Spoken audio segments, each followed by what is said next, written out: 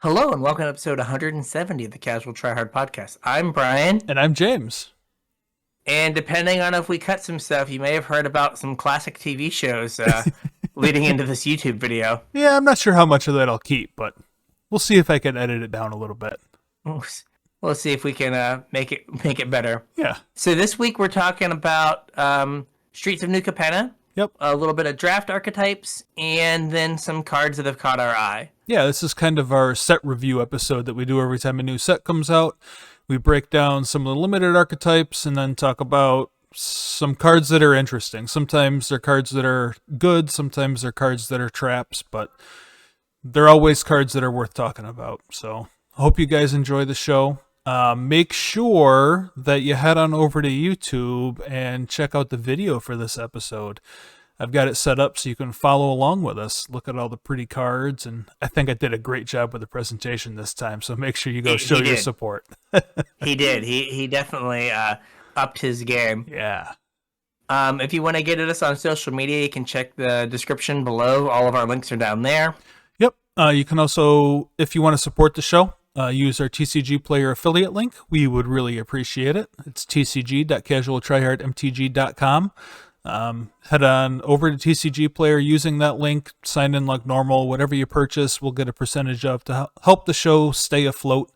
Like I said, we really appreciate it, especially with today's news, price hikes across the board for Magic products. So now is probably a better time than ever to buy singles instead of sealed product. So buy your singles over at TCG Player where you get the best prices. Everybody kind of competes, drives the prices down, makes it good for you. And you use our affiliate link and you support the show a little bit, and we appreciate that. If you guys want to support us a little bit more directly, you can head over to patreon.com/CasualTryHardMTG. Patrons get early access to show notes, or they get access to show notes. So you kind of get a sneak peek of what the show is going to be. They also get our pre-show, which is pretty much just more of us. We do an equipment check every week, and we don't see each other anywhere near as much as we used to when we used to hang out multiple nights a week. But so we catch up during the pre-show and talk about us and Magic and the show and whatever. Like I said, it's just more of us. Patrons get access to that. Also, patrons get put on my mailing list. Every couple months, I just send out something. Just as kind of a token of our appreciation. So if you want to get put on the mailing list, if you want access to the other perks that patrons get, or if you just want to support the show, we really appreciate that too. Patreon.com/CasualTryHardMTG. Help us out, chip a couple bucks in. That being said, we have a new patron. Oh. Yeah. Thank you, Chris, very much for signing up to be a patron. I sent you a message. Make sure you check your message. I'm going to need your address if you want me to send you something. So check that out. We also got a bunch of new subscribers on our YouTube channel since last episode. So welcome to our new YouTube subscribers. And this is a good time to remind all you guys to go subscribe to our YouTube, because this video will be on there, and this video is awesome. Very awesome. Head on over to YouTube. It's CasualTryHardMTG on YouTube. Make sure you subscribe to us. Give us a like, leave a comment, whatever you can do to support us and grow the channel, we'd appreciate. All right. So with all that, let's get right into it. This is going to be a long one, so buckle up. That's not this set. That's the last set, was Buckle Up. Fair. I don't have any nothing witty for New Capenna. Yeah, I don't know. It's going to be a long one. Prepare for an endless detour. I don't know. Long walk off a short pier, huh? Yeah. Swimming with the fishes. Actually, a card in the set. There you go. So we're going to talk about the New Capenna limited archetypes. Yeah. And we kind of do this every time we do one of these set review episodes, and normally they're a lot more straightforward than this set. Calling some of these archetypes is a stretch. So just kind of bear with us. I just want to lay one more thing out before we start this episode. And it's that normally, we've talked about this a little bit in Discord, normally when like people ask about like just starting off Magic or learning the game or wanting to grow their arena collection or whatever, we always say draft. That's the best way to grow your collection, and it is. But specifically for new players, this set I think is going to be tough to draft. Just because the archetypes are kind of weird, bonkers. They're a little like mushy. Yeah. To some degree, and like going back to peak, cons, right? It was a little clearer like what they wanted you to do. They had like the common duels, plus they had the uncommon tri-lands. Like it was pretty clear how you're supposed to fix your mana and be like a 3-color deck. Yeah. This, they're having the mana fixing be basically treasures. Yeah. And so like the mana fixing is like stuff you have to cast. And it's just different. Well, right? I mean, we have like, the new panoramas at common. We do. But like it's just not, I don't know, it just doesn't feel like as clean. Yeah. No, definitely not. It's very muddy. In terms of like, hey, like I opened a Siege Rhino, it's green, black, and white. So now I want Blossoming Sands because it's the green-white dual land. Yeah. Right? As opposed to this set, it's like, well, I guess I'll take this green card because it makes a treasure. Mm-hmm. And I don't know, it's just, and then like the hybrid mana situation is weird as well. It is. And so normally when we do one of these and we talk about the quote signpost uncommons, there's always a cycle of uncommons that are gold that represent the color pairs that kind of push you towards an archetype. You can look at the card and say, oh, this card wants me to play lots of creatures. This card wants me to play lots of flyers, whatever. Half of the archetypes for this set don't have a signpost card. Makes it kind of tough, especially for new players. You can't like open up a card and say, oh, I'm supposed to be the brokers because I opened this card. Like that card doesn't exist. Yeah, like the uncommon like broker colored cards are just kind of like, meh. Yeah. It's like they're fine cards, but they don't make you go like, oh, I'm supposed to build this deck. Yeah. All right, so we'll start with the brokers, and so we're gonna have to like work at like the brokers are Bant, which is white, blue, and green. Correct. And I don't care how often Wizards wants me to call Bant the brokers. It's Bant. Yeah, for sure. Right. So we'll try to do our best to like make sure we all know what we're talking about, but the old names from like 10 years ago are better than all of these. Absolutely. We also went over these pretty in-depth last week, so we're not going to spend a ton of time on them this week. We're just going to tell you kind of what they are, the colors, and what the deck does.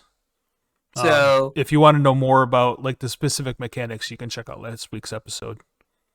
So the brokers have shield counters, and these are a counter that makes it so if it would die or take damage, you just remove the counter instead. Yeah, so it's kind of like totem armor, where it's like a replacement effect. Yeah, so it is, we kind of want to go like tall by like building like kind of like a big Voltron-y threat. Yeah, because they have built-in protection with the shield counters. Yeah, and I think that shield counters is just going to give you like multiple opportunities for 2-for-1s. So like even if you're not going tall, your opponent gets put in a weird spot where they're like, well, they have a 3-2 and I have a 3-3. Well, if I block, we're not going to trade because they have a shield counter. So now I'm going to have to use another removal spell or throw another creature in front of this. Right. Before I can actually like trade. So like it might turn into like more of a grindy archetype as well. Could for sure. It looks like a lot of the like gold colors or gold cards for brokers just kind of put random counters on stuff too, not just the shield counters. Yeah. Like there's some +1/+1 counter stuff, and I think there was some other ability counters too, if I remember right. I think so, yeah. Yeah, so it's like, Voltron up a threat with counters Mm-hmm. and lean on the shield counter to make sure it doesn't die. Yep. We have Obscura, Yeah. which is blue, black, and white. I did that in the wrong order. White, blue, and black. That again is Esper for the old timey people. Yep. And this is Connive control, and Connive is the like draw a card, discard a card mechanic, and it gets a counter if you discard a non-land card. Yeah, a lot of the gold colored cards for this archetype, like they draw cards, they bounce things, they make your opponent discard. The Connive just kind of lets you get through your deck a little bit, which is something that control decks typically want to do. They want to be able to find their answer or their way to pull ahead or whatever. So Connive helps there. And then, like I said, the signposts just kind of do control-y things. So that is, Obscure is definitely going to be the control deck for this format. We have Maestros, which is blue, black, and red. Grixis. And it has Casualty, which is the sack a creature of a certain power to copy the spell. Yep. I'm assuming this is going to be kind of like the Spellslinger archetype, although there aren't a whole lot of like gold-colored cards that really support like Spellslinger. There's some stuff that like buys back instants and sorceries, but there's none of the like Kiln Fiend kind of stuff that Spellslinger usually wants to do. Yeah, or what Thermo Alchemist kind of cards, but like that pay you for casting cards. Yeah. Yeah. One thing that I do want to point out about Maestros or Casualty, I saw a post, I don't remember if it was on Reddit or Twitter or where it was, but they were talking about the breakdown of the Casualty cards, like now that we have the whole set spoiled. And there are no Casualty cards that require higher than 3 power. Mm-hmm. I believe there's only 2 at lower rarities that require 2 power, and like 90% of them are just Casualty 1. Yeah, so you just need anything to throw. Yep, literal any creature. So just keep that in mind if you're drafting this archetype, that you really don't need to pay attention to the power too much, because those cards, they're pretty achievable. Yeah. We have the Riveters, which is white, red, and green. That's Naya. Nope, Riveters is Jund. Oh, Jund. I'm sorry. Yeah, black, red, and green. Sorry. Black, red, and green. My show notes failed you. No, I just had a stroke. That's all right. And that is the Blitz aggro. Remember, Blitz is an alternate cost that like the creature comes in, has haste, and then is sacked at the end of turn, but you get to draw a card when it dies. Mm-hmm. So when you sack it at the end of turn, you get to draw a card, or if it dies in combat, you get to draw a card. Yeah. And all of the like gold uncommon cards for this archetype care about attacking. So this is definitely the aggro archetype. They all protect your attackers, or, you know, give stuff haste, or they're all about attacking. Yeah, like for the most part, Blitz doesn't have text unless you're attacking. Right. Yep. Right, you're not going to like pay 4 mana to cycle a creature in your hand. Yeah, no, it's a bad deal. That is a bad deal, but you might pay 4 mana to attack for 4 and cycle your creature. Or trade something. Yeah. Draw a card. Yep. Cabaretti are the ones that you were thinking of, the Naya Shard. They're red, white, green, and their keyword or their mechanic is Alliance. Cares about creatures entering the battlefield under your control. Have a whole bunch of different things that happen when a creature enters the battlefield under your control. Obviously, if you care about things entering the battlefield under your control, you want a very wide board. So Cabaretti is about going wide. Yeah, so we have the family archetypes, and then there are 2-color archetypes. There are 5 2-color archetypes. Yeah, very strange the way they broke this down.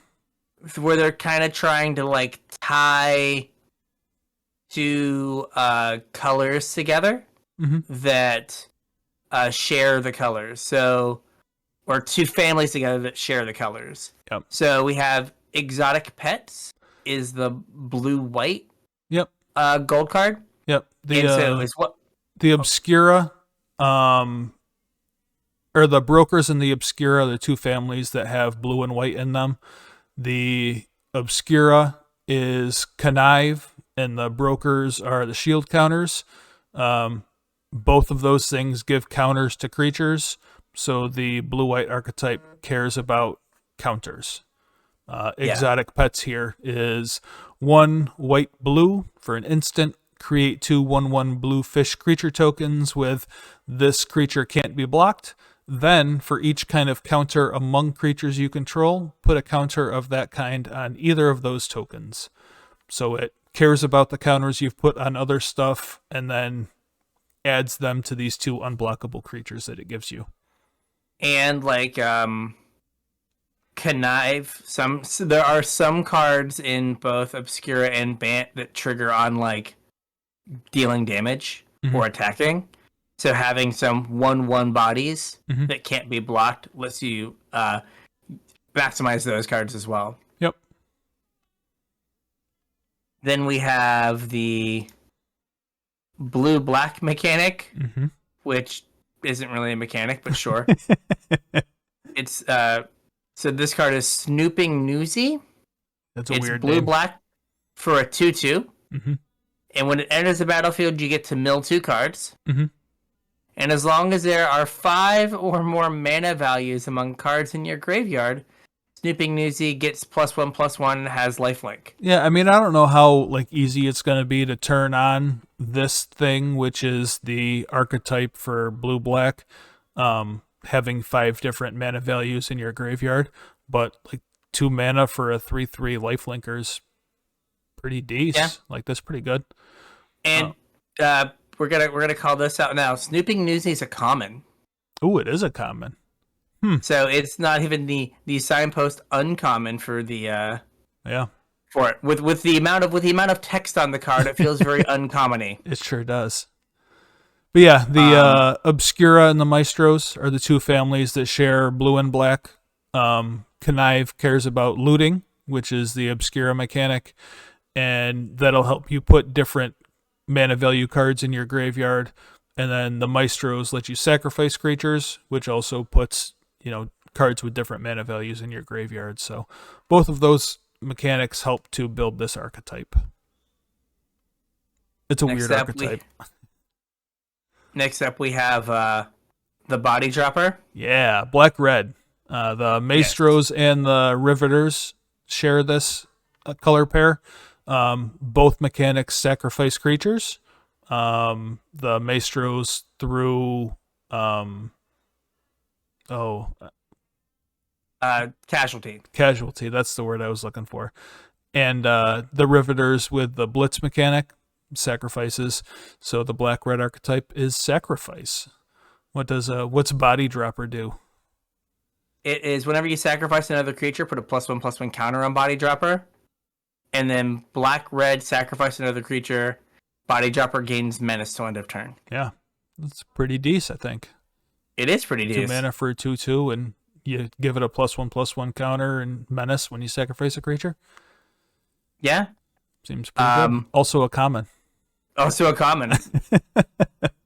That it is. Again, there's just so much going on the commons nowadays. It's that has to be an uncommon. No.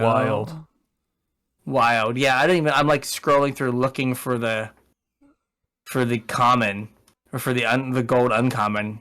Yeah. And black-red. I tell you what, writing this section of the episode was really strange. The way they built this set, it's weird. Yeah. We talk about the uncommon for this one later, so we're good. All right. So we've got the green-red archetype, which is an archetype that we often say is just big idiots deck. Yeah. And we have Security Rocks. Yeah. Just 2 and a green for a 5/4. Or 2 red-green for a 5/4. Yep. But you can just have it cost green-red if you use treasure mana. Yeah, so the Riveters and the Cabaretti share this color pair. this is according to Morrow, so don't blame me for this. In the article where he outlined the limited archetypes for Streets of New Capenna, he says the mechanics for Riveters and Cabaretti both have to do with creatures. That makes the green-red archetype 5-color treasures. Yep. Makes perfect sense. I don't know how 5-color treasures is a green-red archetype. It's in the name that it's 5 colors. And I don't know what that has to do with creatures either, so your guess is as good as mine. So I think both red and green just have random creatures that make treasures. Yeah, I mean, they both care about treasures. And this may sneakily end up being the best archetype. I've heard rumblings that black-red is the archetype to beat going in. But, okay. I mean, it could be treasures also. Treasures are always powerful.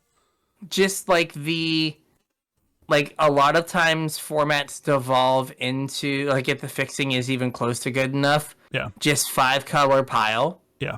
Because you are in a situation where you take all the best cards and worry about it later. Yeah, like you're like, whatever.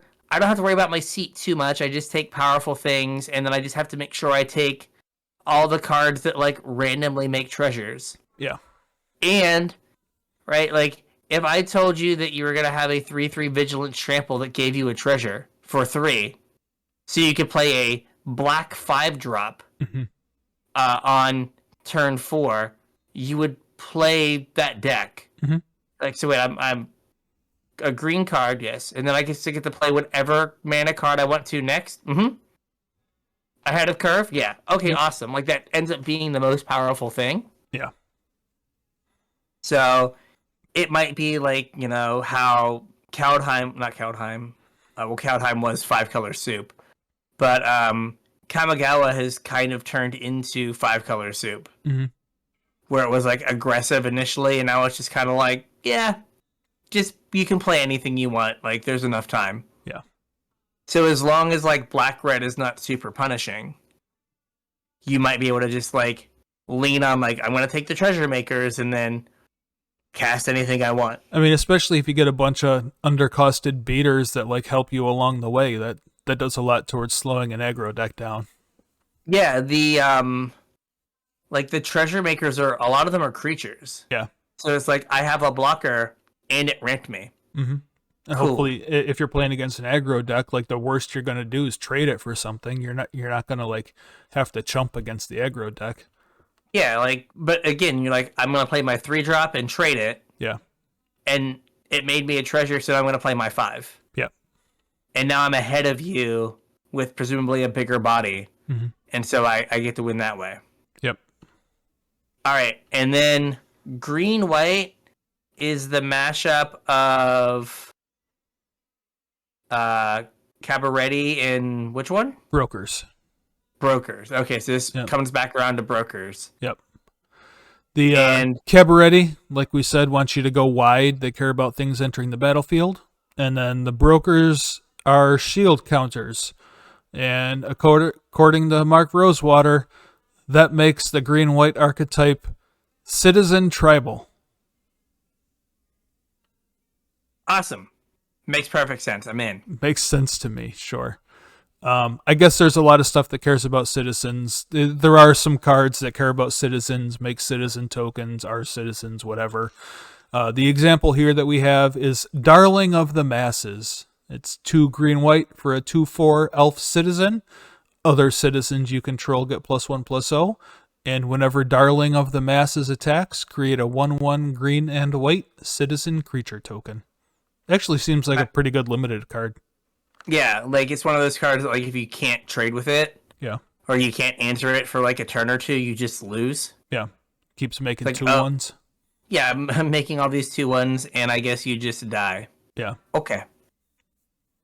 Yep. There's also, like, a chance that these gold cards might not go super highly, because people might prioritize being in the 3-color families initially. Especially, and like, early on in the draft format. I know we've talked on the show quite a bit, and also we've had the conversation in Discord about how, like, the limited I guess I'll call it metagame, kind of shifts throughout the progression as it sets out.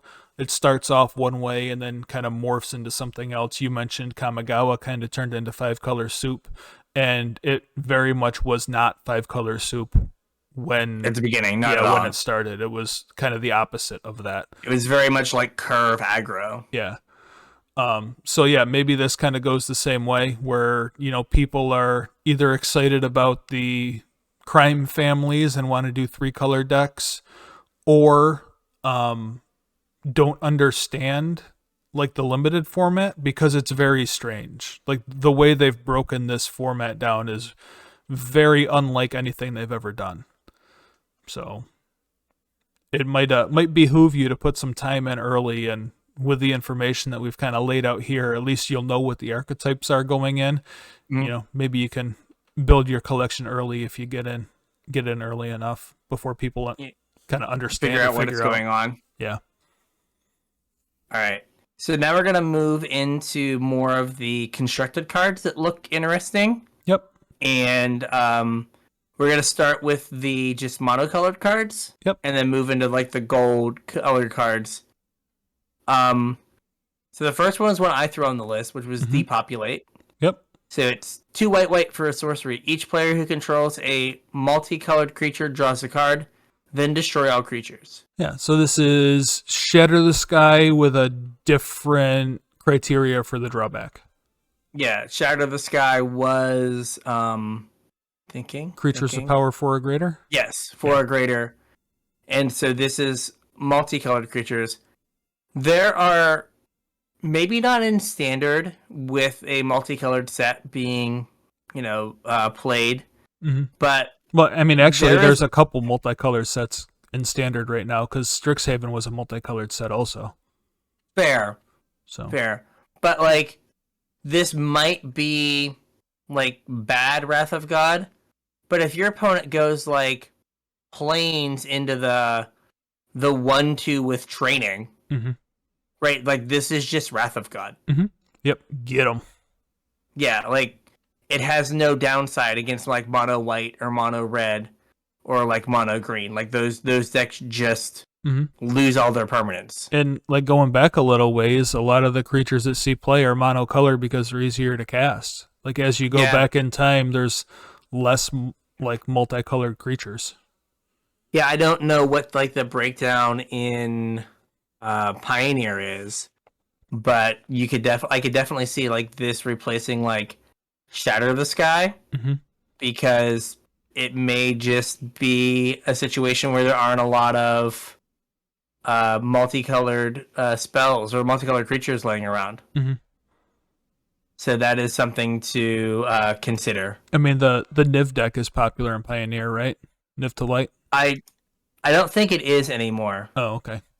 So, okay, the top creatures in Pioneer. Bone Crusher Giant. So, of the top 10, Kroxa and Death-Tithe Harvester are the only 2 multicolored spells. All right. Yeah. Everything else is monocolored. Yep. Now, Elite Spellbinder is number 9, and that does make your 4-mana Wrath 6 mana, which is sad time. Yeah. But for the most part, it is a monocolored format.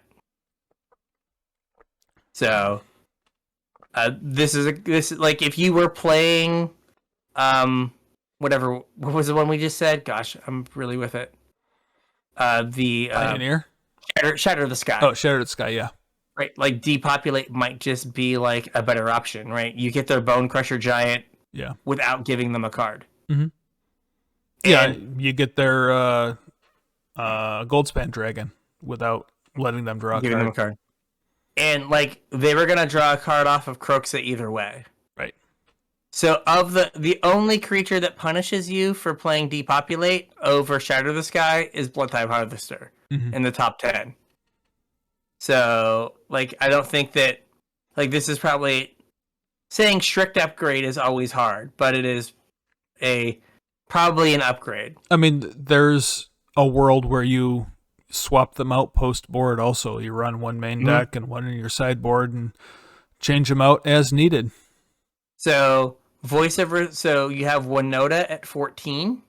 Okay. But Winota gives your opponent a card either way. Yeah. On either one. Voice of Resurgence is the one that doesn't. So Voice of Resurgence and Bloodtithe Harvester are the only two in the top 20 that Depopulate would give them a card.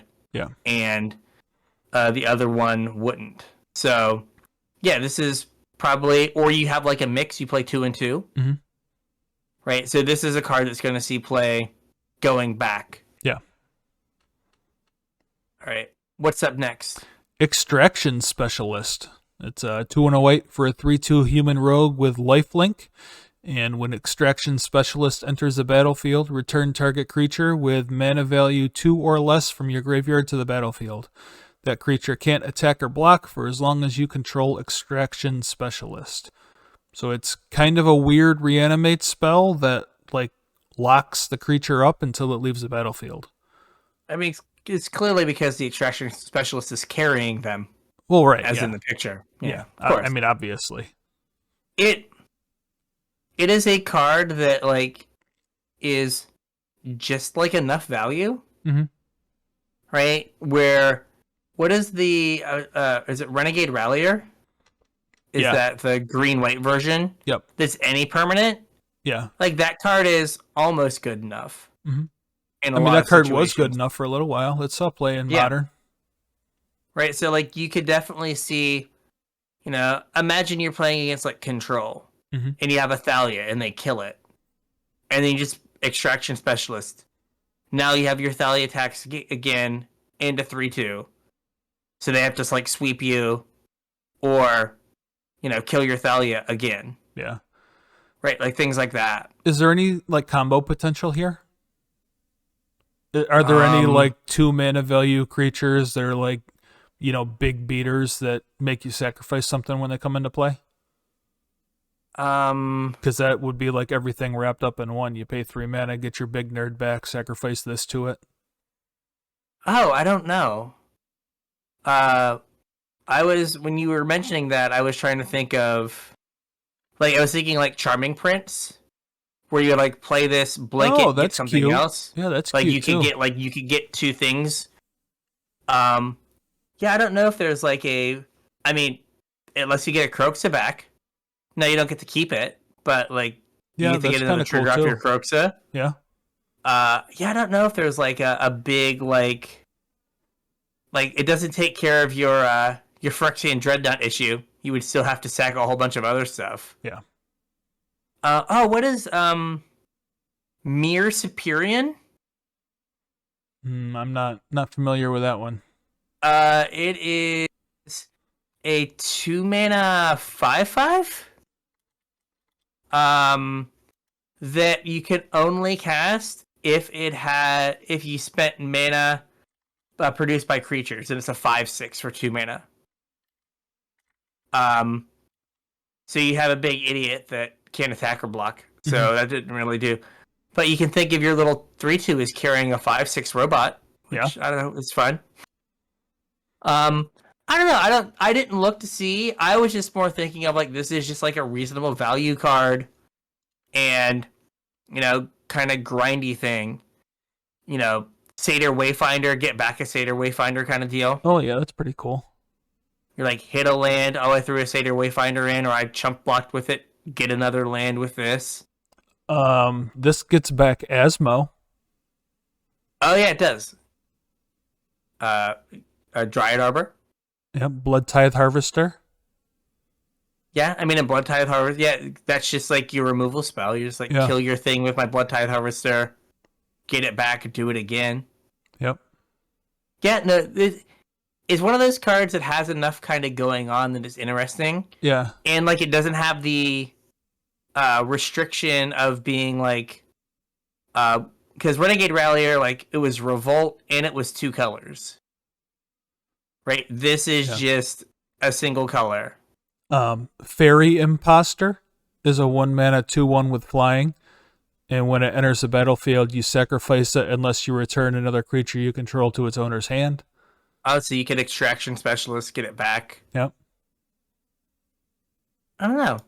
So it's just as we've gone through all these things, it's just an interesting card. Yeah. So I think that it's one of those things to like keep an eye out on. I don't know if I'd run out and buy them, right? Because we could miss. Yeah. And it'd just be 50 cents. It's interesting, or a quarter though. Or something. It's a lot of times when we go into like a set release, we're looking for cards that do something kind of unique. This does something kind of unique. It does. Right? Could you imagine like late game Collected Companying into this? Yeah. And you're just like, oh, I get all of the value things. now.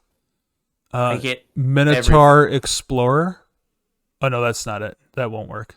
That's discard a card. Boo, discard a card. Yeah. Yeah, I'm like trying to like scroll through what's it called right now?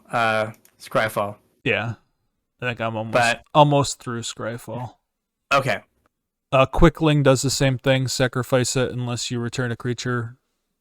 So you get a 2/2 flyer and then bounce this to get something else. But like even a card like Felid Arcub, right? Mm-hmm. You sacrifice to destroy an enchantment. Okay. Yep. If you need like this lets you rebuy that. So like any creature that sacrifices for like a reasonable ability. Mm-hmm. Yeah, it becomes instantly more desirable. Yes, because or like Goblin Crater Maker. You're like, okay, cool, like blow up your colorless thing or like deal 2 damage to a creature, get it back, get to do it again, because you don't care if it attacks. It's just a spell at that point. Right. Yeah. Interesting. But we've not found a way to like break it yet. No, not wide open. For you, though. Yeah, and I mean Wizards keeps printing new cards, right? Yeah, there's gonna be a 2-mana 8/8 or something ridiculous. Yep. All right, ready for the next one? Let's go. Giada, Font of Hope. This is a card. This is a card. Yeah. 1 and a white for a 2/2 legendary angel with flying and vigilance. It's a whole lot of keywords for a 2-mana 2/2 for a bear. It also has each other angel you control enters the battlefield with an additional +1/+1 counter on it for each angel you already control. And it's a mana dork for angels. You can tap it to add a white to cast an angel. So, there was a time in Pioneer and in Historic that, like, green-white angels was one of the top decks. It wasn't that long ago. Yeah, it wasn't that long ago. And, like, the 2-drops were, like, Bishop of Wings and then stuff I don't remember. Yeah. Right? Like, this just seems better. Mm-hmm. And also, this is the most commanderiest commander card to ever commander. Yeah. Right? Like, I've heard it described as the single best angel commander, like, leader, period. I'm sure, yeah. Right? Like, because I think the other one that gets used is, like, Lyra. Mm-hmm. And this is just better. Mm-hmm. So, this is one of those cards that, if you were listening to the pre-show, we were like, why is this card $35? This is a card that will have a significant amount of value. Yeah, just because it's a desirable commander. Yeah, because people are just going to want to use it as their angel commander. Yeah, heaven forbid if you open one that's like foil, gold, gilded, whatever. Yeah, full art, foil, yeah. Like, I could see, like, in a mono white angel deck where you're like this into resplendent angel. Well, I mean, there was a time like in this standard where black white angels was a thing. Yeah, like this card just is kind of everything you want. Yeah, like it makes and it's like your 3-drop angel that you play is +1/+1. Well, it's also not a 3-drop; it's a 4-drop. Yeah, it can be a 4. Then your next angel gets 2 counters. Mm-hmm. Like, it's just like, oh, wow. Yeah. Like, it just grows and grows and grows. Like, they play, like, 2 angels. Like, you've just, like, been completely and totally outscaled. Oh, yeah. What is Youthful Valkyrie, the 2-drop? Yep. that like gets a counter when you play an angel. Mm-hmm. Gets you play huge. this. You play this. It gets a counter. Then you play another one. That one gets a 2 counters for the 2 angels you already have. Plus the first one gets another counter. Yeah. So you just played like 2 mana 3/5s. Get in there. Seems pretty good. Yeah. It's like, do you have depopulate? Do you have don't. depopulate? You dead. Yeah. So, yeah, this is a card that is going to have value and probably see play. If not like in tier 1 decks and like 1.5 or tier 2 decks. It's just going to be a card that's always around. I'm one of the decks I'm going to build after this set releases on Arena is Black White Angels with this thing in there. Just to kind of play around. I mean, I'm not expecting it to be a tier 1 deck, but I think it'll be good. Yeah. Next up, we have Patch Up. Patch Up. 2 and a white for a sorcery. Mm-hmm. Return up to 3 target creatures with total mana value 3 or less from your graveyard to the battlefield. Yeah. Did you want another Call the Death Dweller? Exactly. Call of the Death Dweller was a perfectly playable card. Mm-hmm. This is Call of the Death Dweller. Yep, more or less. I mean, you don't get the Menace or Death Touch counters, but it's the rest of the card. Yeah, in white. Right. So it's just a card is again another card that's going to see play. There's going to be a deck that comes up around it. Mm-hmm.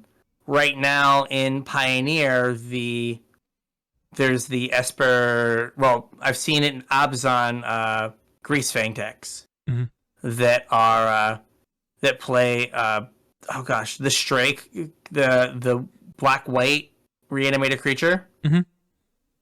Right, like this is that card. Mm-hmm. Like it's 1 more mana, but easier to cast. Yep. So like this card's gonna have a home somewhere. Yep, I agree. And it's an uncommon, so yeah, it's not gonna be super duper expensive, but it's just gonna be a card that's going to find play. Yep. Time for the blues. On to blue, and boy, do I have an offer you can't refuse. I like it. Yeah. It's a blue mana for an instant. Counter target non-creature spell. Its controller creates 2 treasure tokens. Now, why is this a card worth talking about? Because Swan Song got played. Yeah. Absolutely. A pretty good amount. Yeah. It saw a lot of play. I mean, it still sees play. 1 mana protection spell for, whatever combo you're trying to force through. Like, it doesn't really matter what the drawback is. And like in some decks, there are some decks that can use that swan against you. I mean, I have certainly won games by attacking with a swan somebody gave me. It's a lot harder to attack with a treasure token. Yeah, the only okay, I just looked. Swan Song's $15. Yeah. Yeah. The only difference is, right, if your opponent is tapping out and you Swan Song them, they can't use the Swan to then cast another counter spell. Quench or something, yeah. Yeah. Where here you're giving them enough mana to negate you. Right. So I think that's the big difference. But like if you feel pretty confident that you're like, I just need this to resolve. Like this does that job just fine. Yep. I agree. So it'll be an important card. I think so. It will push through combos. Yep. Next up, the Reservoir Kraken. Yes. 2 blue for a 6/6. That's not a lot of mana for a 6/6. It is not. It has Trample and Ward 2. So it has evasion and protection as well. At the beginning of each combat, if Reservoir Kraken is untapped, any opponent may tap an untapped creature they control. If they do, tap Reservoir Kraken and create a 1/1 blue fish with this creature can't be blocked. As a general rule, Punisher mechanics are bad. Right? You don't want to give your opponent a lot of agency. Right? So they get to like choose like, all right, I'm going to tap the worst of my creatures to tap your 6/6 trample ward 2. And give you and make a 1/1 unblockable fish and just be like, I'll deal with the fish later. Yeah. It's better than taking 6. I mean, on the other hand, I was just going to say, there are circumstances. Yeah, I mean, not many before it doesn't matter anymore. Like, I mean, Bitter Blossom was banned in Modern for some amount of time. Like 3? Yeah. And then they're just dying to fish? Right. So they're either going to die to the fish or die to the Kraken. Yeah. If they're tapping a creature every turn, that's one less creature they can attack you with, even if it's a bad creature. And like I said, Bitter Blossom was banned. If they're tapping this thing down, it's just Bitter Blossom that doesn't hit you for a point of life every turn. This card also has some interesting utility, I think, against control decks. Like maybe not going back in time, but like in Standard. A 4-mana 6/6 Trampler is pretty above curve. A control deck probably isn't going to have creatures to make use of the drawback, and Ward 2 is going to make it kind of hard to deal with. They're really leaning on depopulate at that point. So, and I think if you can, manage your board to a point where, they use their depopulate either to take care of your board outside of this or just this, like that's probably a net win for you. Yeah. Another thing is you could see this kind of like in a tempo show, where like they have one creature and you fading hope it. Yeah. Right, where you're just like, okay, I'm not going to give you any time. I've got like, 3 bounce spells, and I'll just keep bouncing something so you can't tap it and just beat you down with it. Yeah. I think we still have, there's a bounce spell in, was it Zendikar? We got like Into the Royal or... So there are more tempo spells also.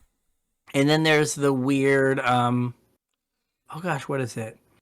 It's one of the Forgotten Realms ones that's modal, that's like bounce a creature or something gets unblockable. Yeah. So there's a number of them. If you have a couple other threats that like you want to just like get something out of the way and get in some damage, like this could be kind of like the top end of your tempo curve. Like Network Specialist kind of does the same job too. If you Network Specialist tap their guy, then they don't have an opportunity to tap this thing. Yeah, so you're just like get out of the way. Yeah. Yeah, so like this could be... It's an interesting card. I'm not saying it's like the best card in the set or anything, but I thought it was interesting and worth talking about. Yeah, and the fact that you get the 1/1s, like you said, like there comes a point where like they really matter. Yeah. Yeah. They build up quick.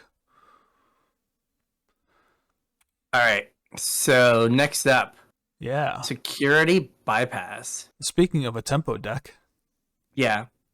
This is mono blue poopers. Yeah. 1 and a blue for enchantment aura.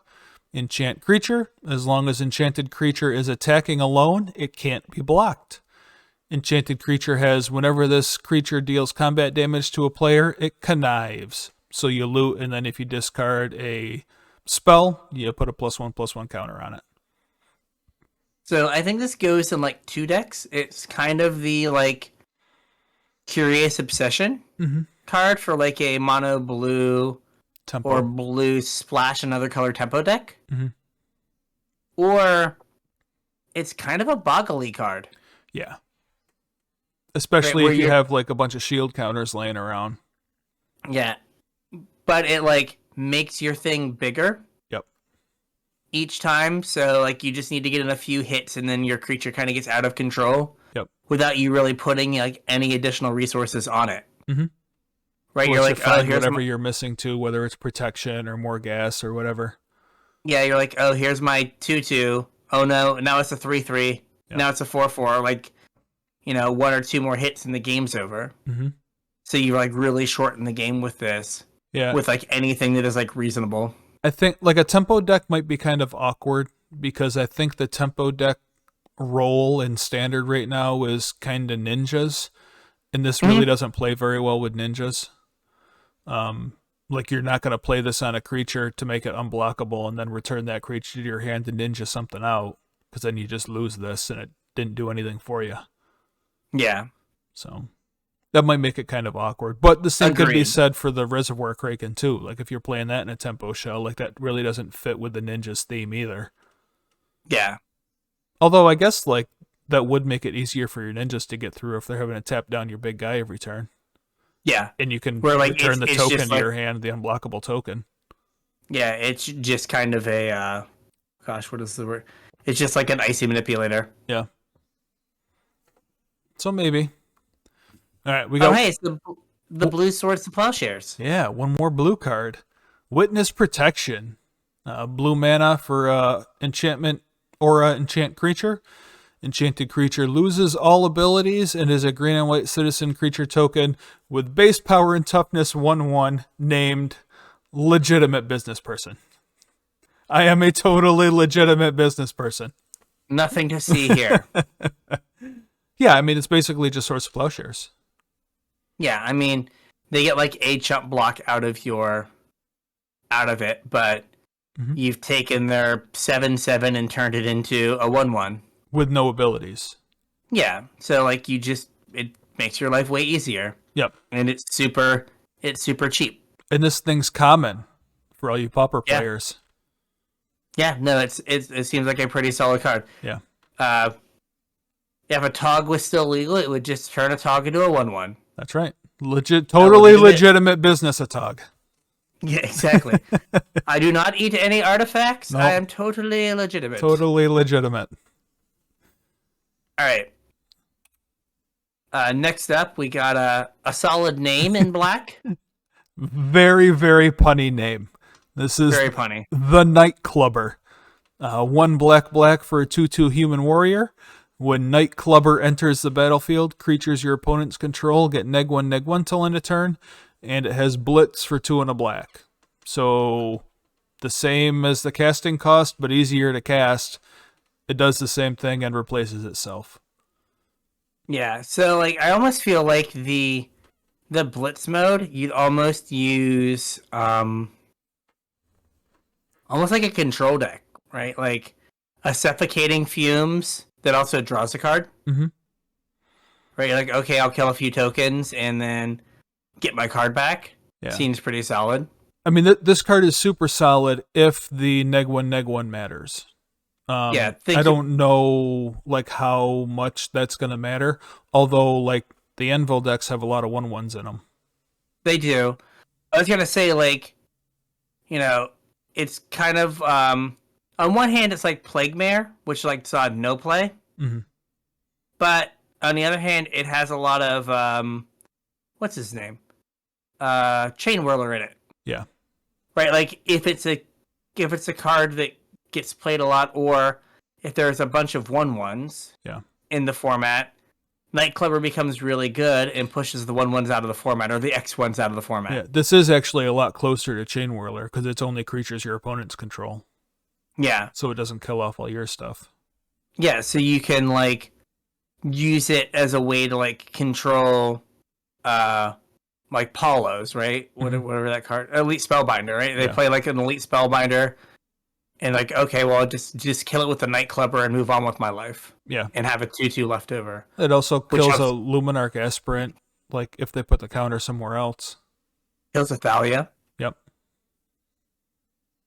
Right, and also, like, with the Blitz and the cast rate, like, it doesn't get taxed by Thalia like a spell would. Yep. So, like, I could see this, like, against, like, Mono White as just, like, a card that comes in and makes their life a little bit more difficult. Yeah, no, I think it's a solid card. Crazy how far we've come. Like, Goblin Chain Whirler was format warping, and Night Clubber is easier to cast and replaces itself, and, like, it's just an uncommon. Okay. It's just an uncommon. That's fine. It's fine. Yeah, it's one of those things that, like, its value is, like, wholly based on, like, how the format plays out. Yeah. Right? Like, it's one of those things that it can't ever get too good because the decks around it that make it good go away when it gets really good. Yep. Where, like, Chain Whirler was also just a reasonable enough body on its own that, like, you could play it even if you weren't getting, like, max value. Yeah, I mean, this is way worse. It's just the 3 mana 2/2 is not good. Gray Ogre is good. not where you want to be in 2022. No. Next up, the fixed Death Shadow. Yeah, okay. Shadow of Mortality. 13 black. Whew, that's a lot of mana. For a 7/7 avatar. If your life total is less than your starting life total, this spell costs X less to cast, where X is the difference. So at 7 life, this costs green. Black. Gosh, yep. black. Sorry. Yep. Costs black. I am not interested in ever casting this spell. No, what do you want to do with this card? Calibrated Blast, baby. Boom! 15. Also, Hedetsugu. Mm-hmm. Oh, yeah. Oh, I kind of Right? want to do that in Standard. Again, Saffron Olive had a deck where the biggest thing in Standard was the 10 mana like burn spell that like deals 10. Yeah. So the goal was to like flip it with Hedetsugu and then convoke it with your creatures and kill them. So he played a bunch of tokens. Mm-hmm. But yeah, like this is just like a 15U with Hedetsugu. Yep. Oh, I got in some chip damage. Now you have the sweat. Oh, you're dead. Now you're gonna die. Yep. But like this is it's now tied with Emrakul for the highest casting cost. Yep. Right. So like if you're playing a Calibrated Blast deck, you just play these one of these now. This is also great sideboard tech against what's it? Hideous Laughter. Oh.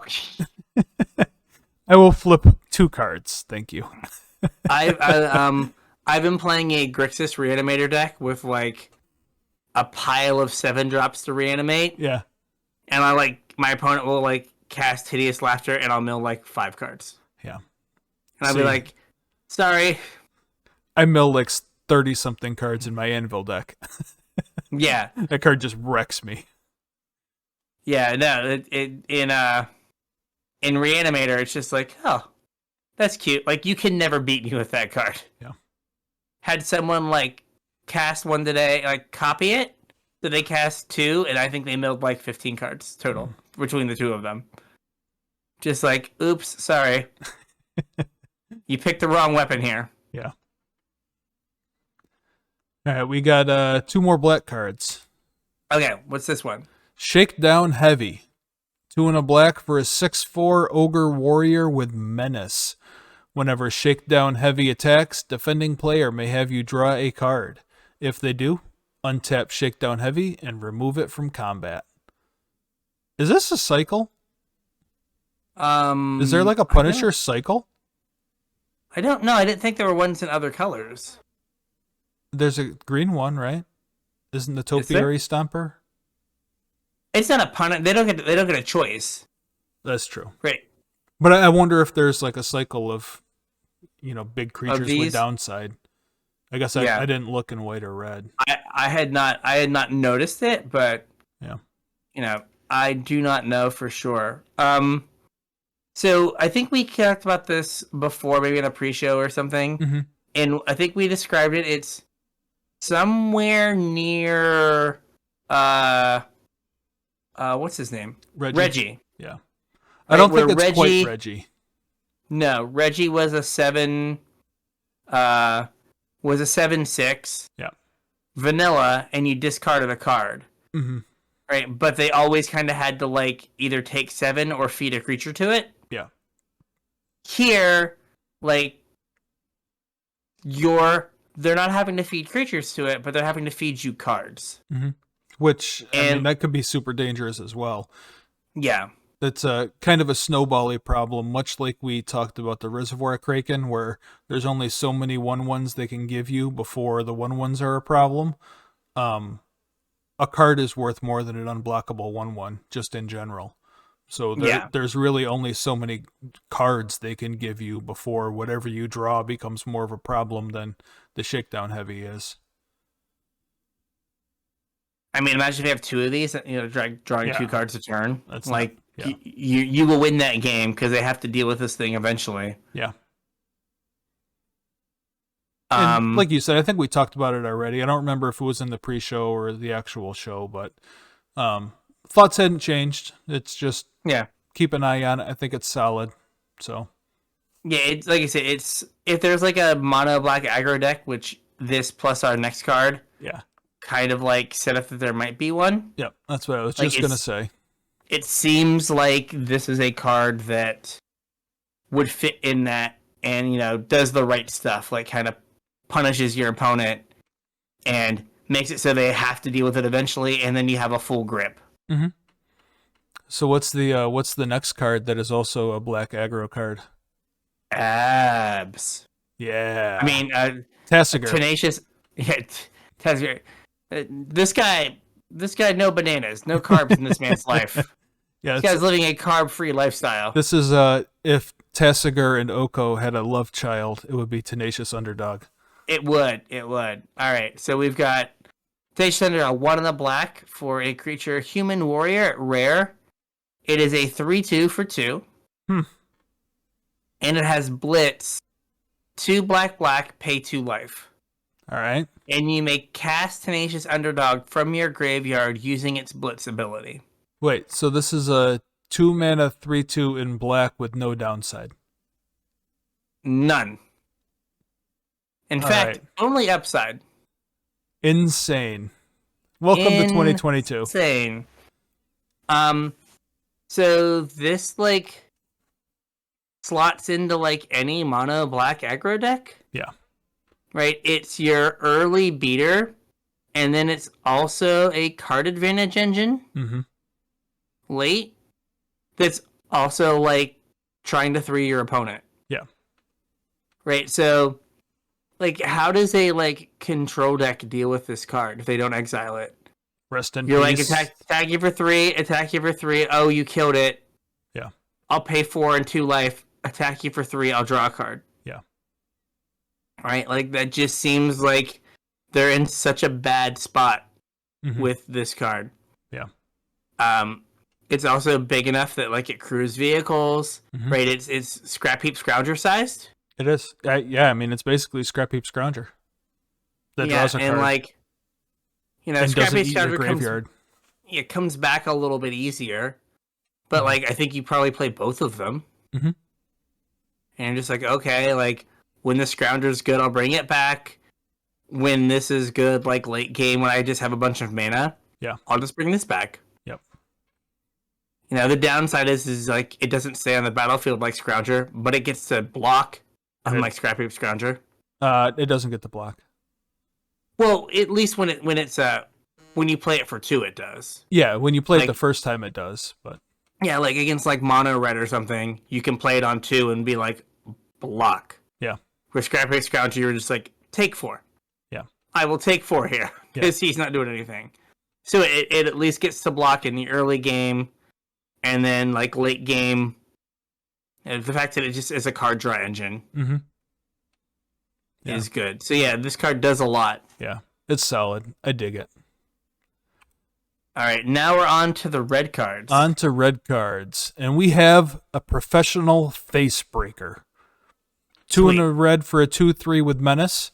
Whenever 1 or more creatures you control deal combat damage to a player, create a treasure token.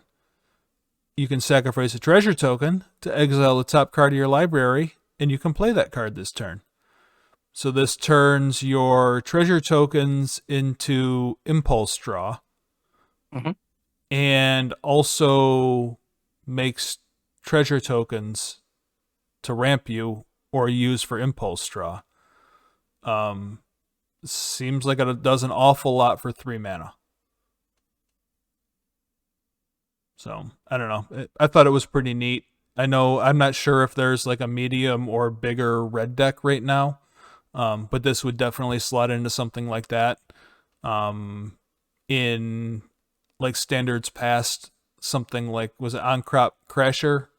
Was a playable 3-drop. I know that had haste and made it hard to block, but this kind of does the opposite, where it gasses you back up and kind of forces your opponents to block. And I mean, this also gives you a curve of 2-drop into this, get in with your 2, make a treasure, and then you're Goldspan Dragoning on 4. Yeah. right? I mean, there was like an entire deck built around Goldspan Dragoning on like 2 or 3. So Goldspan Dragon would make 2 treasures for 4 mana? Mm-hmm. It seems kind of nuts. And I mean, what if you choose Magda? Yeah. Like, if you're on the play and they don't play something on 2, on like 1 or 2, you're just like, Magda, attack, get a treasure, or play this, attack with Magda, get 2 treasures. Yeah. Like, you're set up pretty well. You've got cards stored away, you've got mana. Yeah. Kind of everything you could want. So yeah, like, this probably has some sort of home in like a mono red aggressive deck. Like, if this is kind of your top, or like the thing you bring in kind of against control, where you're like, I'm going to save up some treasures and use this to, like you said, gas back up. Yeah. You know, and I mean, it powers itself. Yeah. Like, we also have some treasure support too. We still have Kalain and Shambling Ghast. Yeah. So. And Deadly Dispute. Yeah. Deadly Dispute, draw 3 cards. Yeah. Seems pretty good. Never miss a land drop again. Nope, never Seems ever. pretty good. Oh, man. Could you imagine, like, Shambling Ghast, and then, like, this thing, or Kalain, this thing, Deadly Dispute, your Shambling Ghast? Yeah, Get you just 4 cards off your Shambling Ghast? Just did it all. You're fine. Yeah. I'll win this game somehow. I've drawn enough. It's fine. And with Kalain, this might be a 3-4. Mm-hmm. Yeah, for sure. I also want to point out real quick that we may have some warrior shenanigans. I hadn't noticed that until just now, but lots of warriors. Yeah. I don't know if there's anything that pays off for warriors right now, but well, I mean, all the samurai stuff, a lot of it. Oh, that's true. Cared about warriors or samurai. Also, the coward guy, the 2 mana 3/1 makes. Oh yeah. That like turns things into cowards. Cowards. Yeah. Also, like, why can't he just have been human boxer? Human athlete. Yeah, I mean, this guy could have been a boxer too. He's obviously in a boxing ring. Yes, obviously. Yeah, could have been a boxer. Next up, we have the continuation of random praetors showing up on planes. I think you missed one. I did? You did. Oh, I did. Unlucky Witness. I'm sorry. Yeah. So this is a 1 mana, or just red mana for a 1/1. Yep. And when it dies, exile the top 2 cards of your library. Until your next end step, you may play one of those cards. Sacrifice fodder. Sacrifice. Deadly Dispute. Draw 4 cards. You get to play 3 of them. Mm-hmm. Yeah. Another great. Never Miss Your Land Drop Again. Yep. Right, and because it's like until your next end step. Right, you sacrifice this on their turn. You have all of your mana.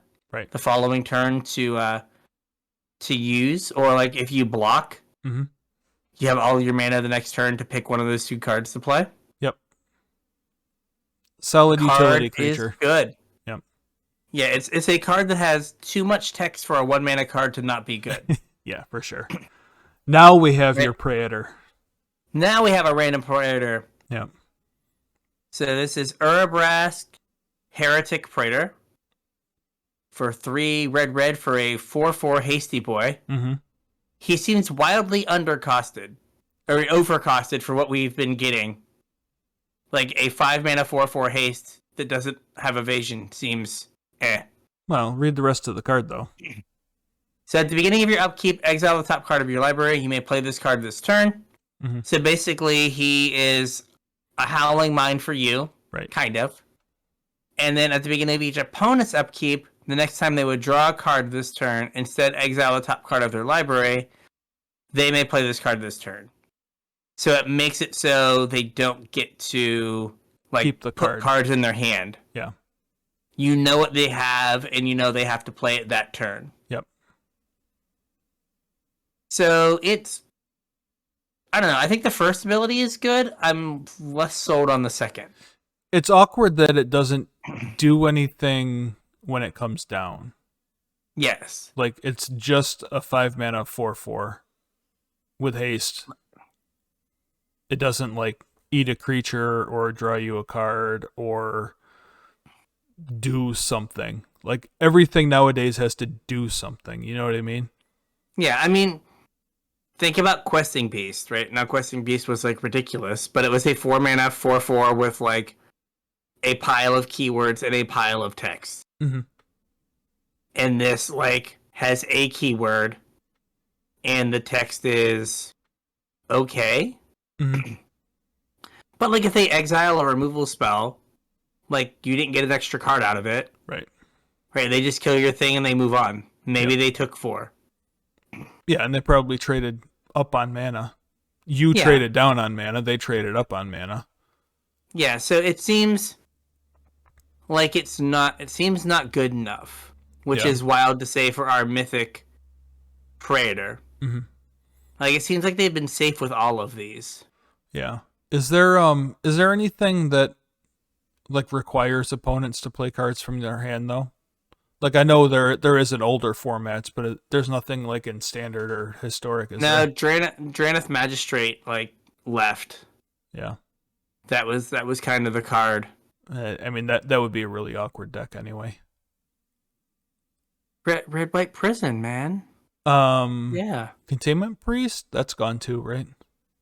Yeah, Containment Priest is just like if a card would enter from graveyard or I thought deck? if it wasn't cast. If a creature would enter the battlefield and it wasn't cast. But this is still casting it, right? Oh, that's true. Yeah. So Yep. Yeah, sorry, Urabrask. Sorry, buddy. Yeah, there's just not a whole lot of love for you, buddy. Yeah. I also totally read this wrong the first time I read it. Okay. I thought it said you may play it this turn instead of they may play it this turn. I almost read it that way when I was reading the card. I was like, oh, so am I gonna get to? No, they get to play it. Would be way better if this narsetted your opponent as well. Yeah. I mean, it doesn't even narset them, like, because it only gets their first card draw each turn. Well, I mean, most of the time they only draw one card a turn. Yeah, but like against like a control player, like like they still get to, like, you know, if they were to like to cast a Behold the Multiverse and they just exiled the 2 cards and they had to use them that turn. Yeah. That'd be way better for you against control. Mm-hmm. But just their first card, still annoying for them, but if it's like a land, they just play the land and they're just like, okay, cool, I was going to do that anyway. Yeah. So, yeah, I don't think he gets there. Yeah, probably not. All right, we got one more red card here. Oh, the Witty Roastmaster. The Witty Roastmaster. I don't know how witty it is to be literally setting someone's face on fire. That doesn't strike me as wit. That strikes me as, like, terrorism. But hey, what do I know? Yep. This is a 2 and a red for a 3/2, so kind of at rate. But it has Alliance. Whenever another creature enters the battlefield under your control, Witty Roastmaster deals 1 damage to each opponent. So it's Impact Tremors on a body. Yeah. Impact Tremors sees play. Impact Tremors is an expensive card for a common from Cons. Yeah, I think Witty Roastmaster is more fragile. Yeah. And like 1 mana more expensive, but it like does a unique thing that not other cards don't do. Yeah. And those are always the thing we look out for. So like it's also a common. Yeah. So Pauper people, line on up. That's right. Like you have 8 Impact Tremors in your deck. Yep. Probably get ready to have your wits roasted. Exactly. Yep. All right. Time to go to green. On to green. We have a wildly unplayable commander card. But wildly playable in commander. Yeah. Actually, I wouldn't be surprised if this saw play in some sort of deck. It's weird enough that it might. Yeah, I agree. It's a Bootlegger's Stash. 5 and a green for an artifact. lands you control have tap create a treasure token. Imagine a world where you have, oh gosh, what is it called? Wilderness reclamation. Whew. Oh man. Yeah, you like make 6 treasures. Yeah. Reclamation, untap, make 6 more treasures. Yeah. And then your next turn, like on your end step, you have 24 mana. Yeah. Or you just have 18 mana on your turn. Also, like, you can kind of do the same thing with fires, right? Because you're not really using your mana for fires. You just turn it into treasures. This also, I mean, it's super janky combo, but it kind of combos with oh, what's that card? Reckless Fireweaver. Oh, yeah, that too. That's not the one I was thinking of. I was thinking of Revel in Riches. Oh yeah, like you just get to Revel Riches people. Yeah, you just win the game. Yeah, I'm just gonna win the game now. I will tap all of my lands to move to the win the game step. Yeah. Yeah. They used to call them like storage lands. Used to see play where you could just like put counters on lands to kind of save your mana as a mana sink. This does absolutely that while also turning it into a game object that may or may not be relevant. Right, it triggers all of your artifact enter the battlefield stuff. Yeah. What was that card? The 1 mana like from cons. It was like whenever a permanent comes into the battlefield, your opponent mills. Oh yeah, that wasn't from cons. That was from. Was it from cons? Oh yeah, Alter the Brood, right? Alter the Brood. That's it. Yeah. Yep. That does it too. So you're just getting all of these artifacts coming into the battlefield. So like anything that cares about artifacts entering, this does that thing just fine. Yep. Yeah, I don't think there's a standard home for it, but I definitely think it's like the commanderiest commander card. Yeah, it's super expensive to see play in standard. I think at 6 mana. Yeah, it's like I tapped out for 6 mana and did nothing. Yeah, I would not be surprised if this was a Great Henge though, where it's random green mythic artifact that's like $40. So get ready for that. I can totally see that. Next up we have Evolving Door. Yeah, 2 and a green for another artifact. Weird that there's 2 green artifacts on our list. Has 1, tap it, sacrifice a creature. Count the colors of the sacrificed creature, then search your library for a creature card that's exactly that many colors plus 1. Exile that card, shuffle. You can cast the exiled card, activate only as a sorcery. 1, the templating here is wildly awful. Yeah, it's not great. Yeah, I don't know how you're supposed to do it. Sack a creature, like, I don't know. Yeah. Get a creature that is X plus 1 color. The number of colors of the sacrifice creature just reads better, but yeah, whatevs. It's a weird birthing pod. It is. It's not great that you don't just get the creature. You still have to cast it. Oh. And it's sorcery speed. So you can't like save a creature or like get some value out of a creature in combat or in response to a removal spell or a sweeper or something. So like really the only place this is going to see any play is if there's combo potential, I think, and I don't know that there's combo potential. Yeah, with having to cast it. Yeah. But it doesn't say you may cast the exile card like till the end of your turn. No, it just says you can cast it. So they can just hang out there. I think that's correct. I think, unless there was like some like rules update that I don't know about. But the way I'm reading it, it seems like it just is going to hang out there. But I could be, I could be wrong. I mean, we can read the rules update when I don't think the rules update's out yet, but we can read it when it comes out. Yeah, like is this like one of those things where they ran out of space and they couldn't, and they forgot to put till end of turn? Yeah, I don't know, maybe. But yeah, like I guess like it is a super safe Birthing Pod. Mm-hmm. And we already have Safe Birthing Pod a couple times over at this point, I think. Yeah, and none of them are super playable, other than Pyre of Heroes and Dwarf Insects. Dwarf Bugs.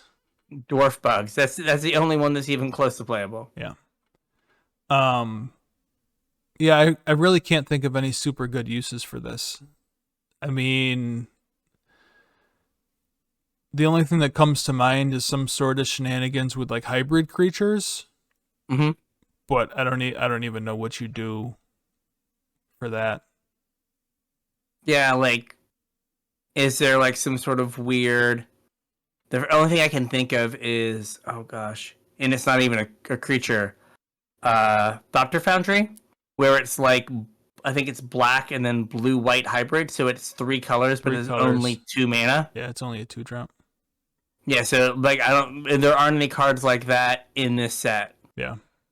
Where it's like, oh, I'm only 3 mana, but I'm actually 5 colors. Yeah. So you can go get like your Niv Mizzet and then cast it. Mm-hmm. So yeah, not sure what to do with this. Better. Yeah. Yeah. All right. Next up, a plant dinosaur. I don't know how you make a plant dinosaur, but we have plant dinosaurs. You never been to the gardens where they carve the bushes? Yeah, but like then the plant dinosaur never like walks down like Main Street. Well, I mean, you've never been to New Capenna either. I've not.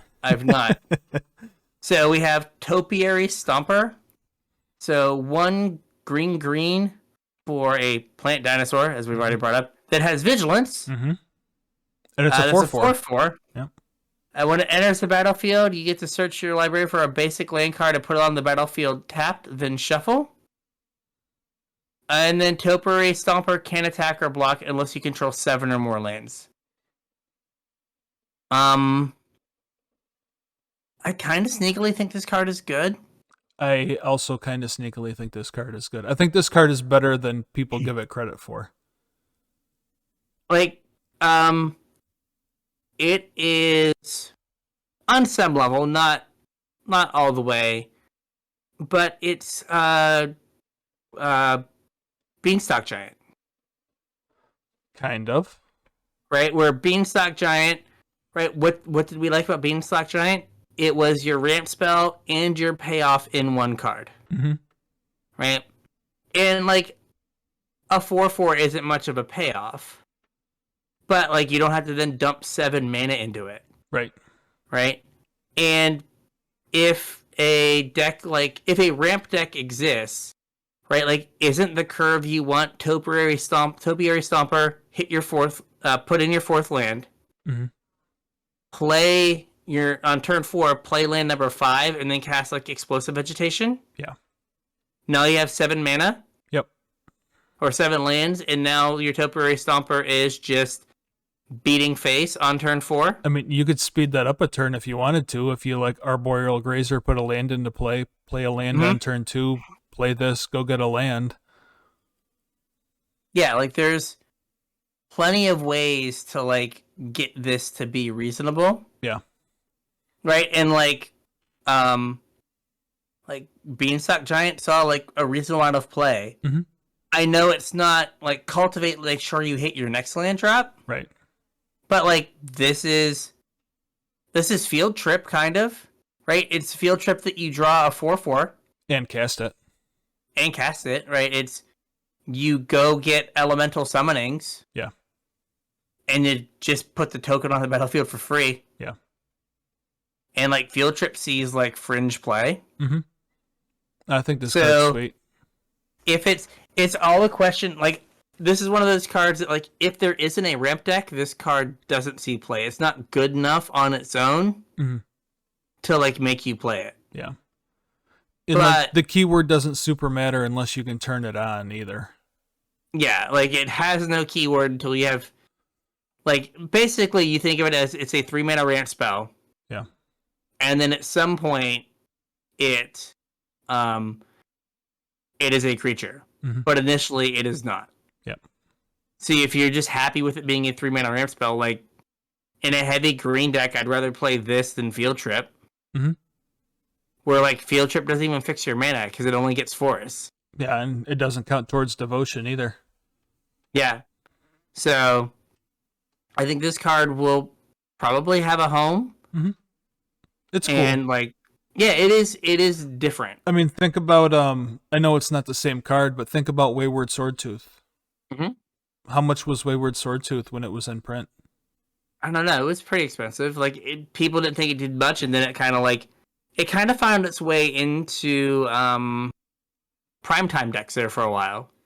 Yeah, like while it was in standard though, it was bulk rare. It was a quarter. Yeah. And I don't think it's quite $10, but it's getting up there now. Okay, Magic card prices are just wild. Yeah. Yeah, I would not have thought that card was $10. Wayward Swordtooth? Yeah. Am I wrong? I believe you. But no, it is exactly $10. Yeah. I would not have thought that card would be $10. Yep. So, and this is, some portion of that card. Yes. And it's been $10 for a long time. Yeah, so like this is a card that we'll probably see play. Mm-hmm. If nothing else, again, like this is a commander card. What do commander players want to do? They want to ramp. That's right. Right? And this lets you ramp, and sometimes it's just a 4/4. Yep. Cool. All right, we got one more green card here. Yes. Combo Nations. Well, tell us about your combo nations. We have Vivian on the hunt, so 4 green for a 4 loyalty Vivian Planeswalker. I like her hat. She has a very stylish hat. It's very, I want to say Boy Scouts, but I don't think that's right. It's just like a beret. Yeah. Maybe got like a little bit of like M. Bison vibe. So you may sacrifice a creature. If you do, search your library for a creature with mana value equal to 1 plus sacrifice creature's mana value. Put it onto the battlefield, then shuffle. So what do you get by say sacrificing maybe a 3-drop? You get this. If you sack a 3-drop, you go Felidar Guardian, which blinks Vivian, which then you get you then sack Felidar. You have to sack something.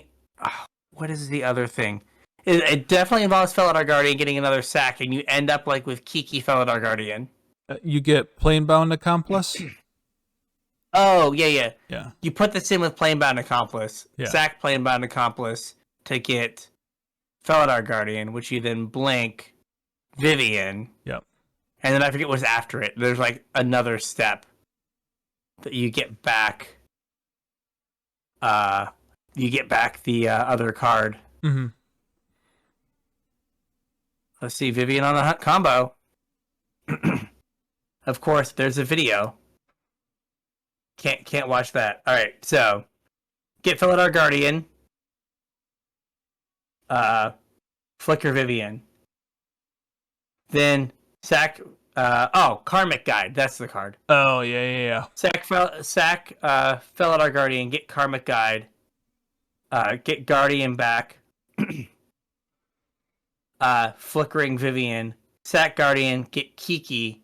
Copy Karmic Guide to get back Felidar Guardian. Yep. Flicker Kiki. Win game. Yep.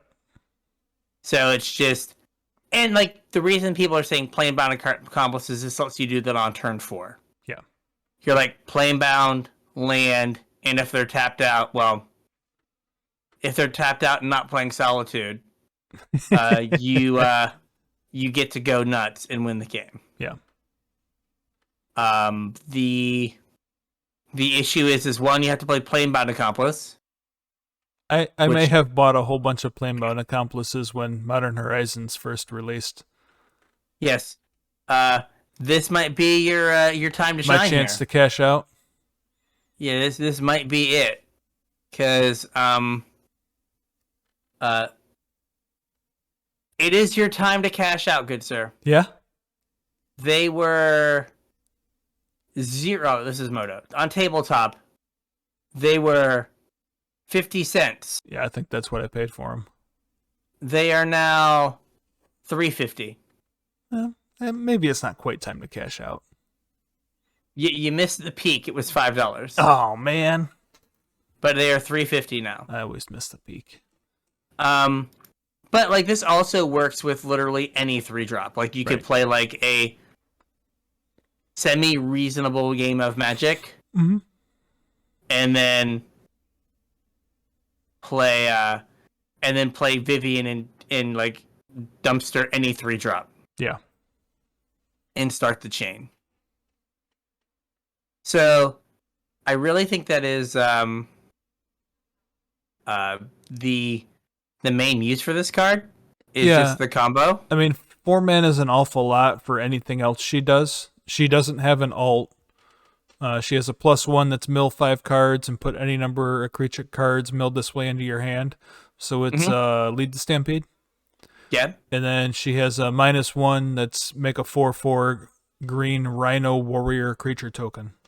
So it ticks down to make a 4/4, which I guess is fine, but it's not something I want to pay 6 mana for.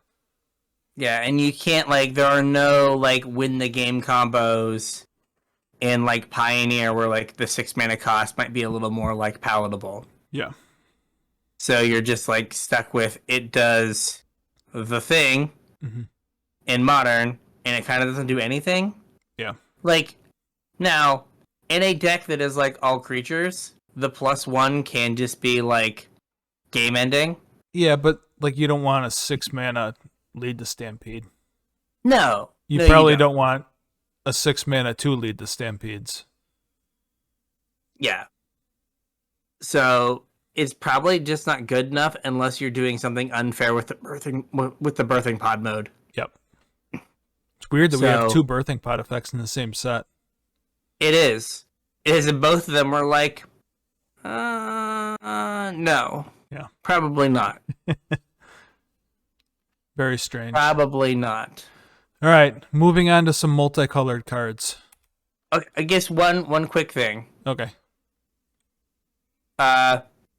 Is this secretly a Commanderius card to Commander? Because you can 6 mana combo people off the planet in Commander. Yeah, I mean, Naya's not a super popular color combination, I don't think. Fair.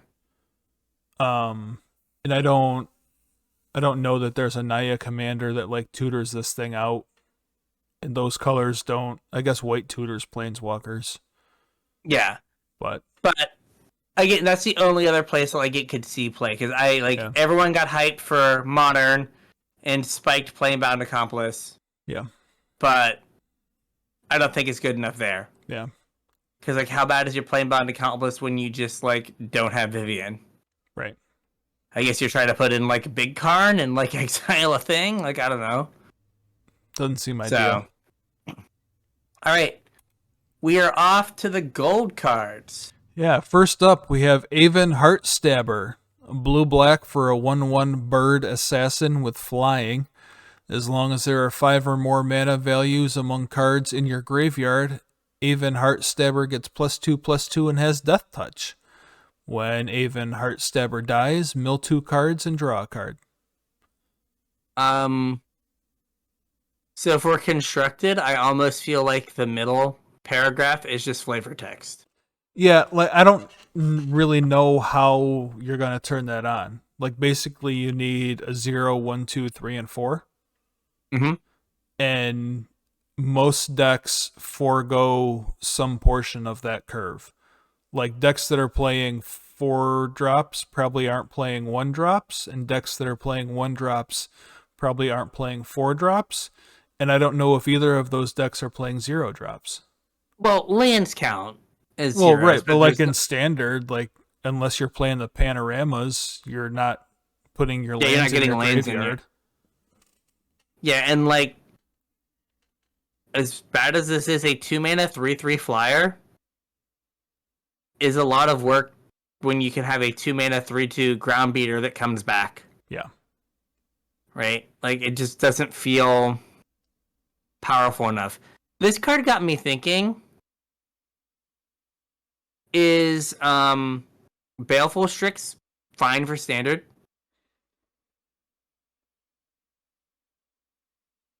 I mean, maybe. Right? Like, because like if Baleful Strix was in this set, you'd be like, huh, Baleful Strix, neat. And you wouldn't be like, oh my god, it's like so powerful and so pushed. Yeah. You'd just be like, oh, neat, Baleful Strix. Yeah. And so, like, this is like a weird Baleful Strix that, like, you have to do a bunch of work for, right? Yeah. For the Death Touch mode, right? Yeah. If you just trade it with a 2/1, like, you kind of get your Baleful Strix. Mm-hmm. Right? It traded with something and drew you a card. Yeah. But, yeah, I think the whole, like, if there are 5 or more mana values in your graveyard thing isn't going to happen a lot in at least Standard. In an older formats, this card's not good enough if it's easier to get to meet that condition. Is there anything else that we can do?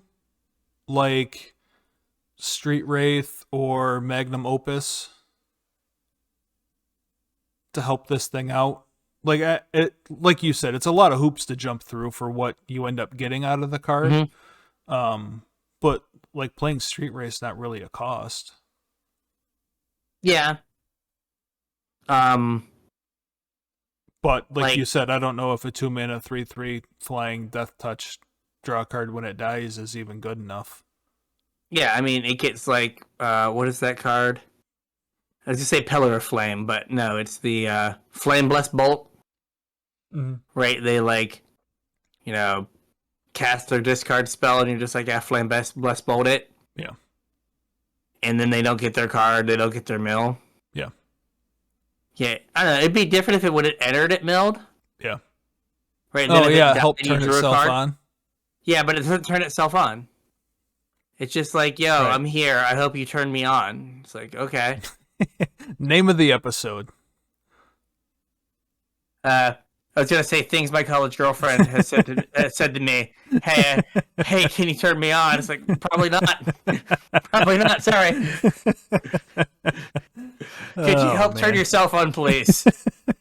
Gonna need some help with that one. All right. Moving on. Moving on. Let's not get ourselves canceled here. How about a corpse explosion? Boom. 1 black-red for a sorcery. As an additional cost to cast this spell, exile a creature card from your graveyard. Corpse Explosion deals damage equal to the exile card's power to each creature and each planeswalker. So it's like a weird conditional wrath? It's like Draconic Intervention. Yeah, but cheaper? And it wants creatures where Draconic Intervention wanted spells. Yeah. So one, it has that weird tension of, hey, I need you to be a creature deck so that I have like text. Mm-hmm. But also I want to kill all the creatures. Well, I mean, it doesn't kill your creatures if you play stuff with big butts. Fair,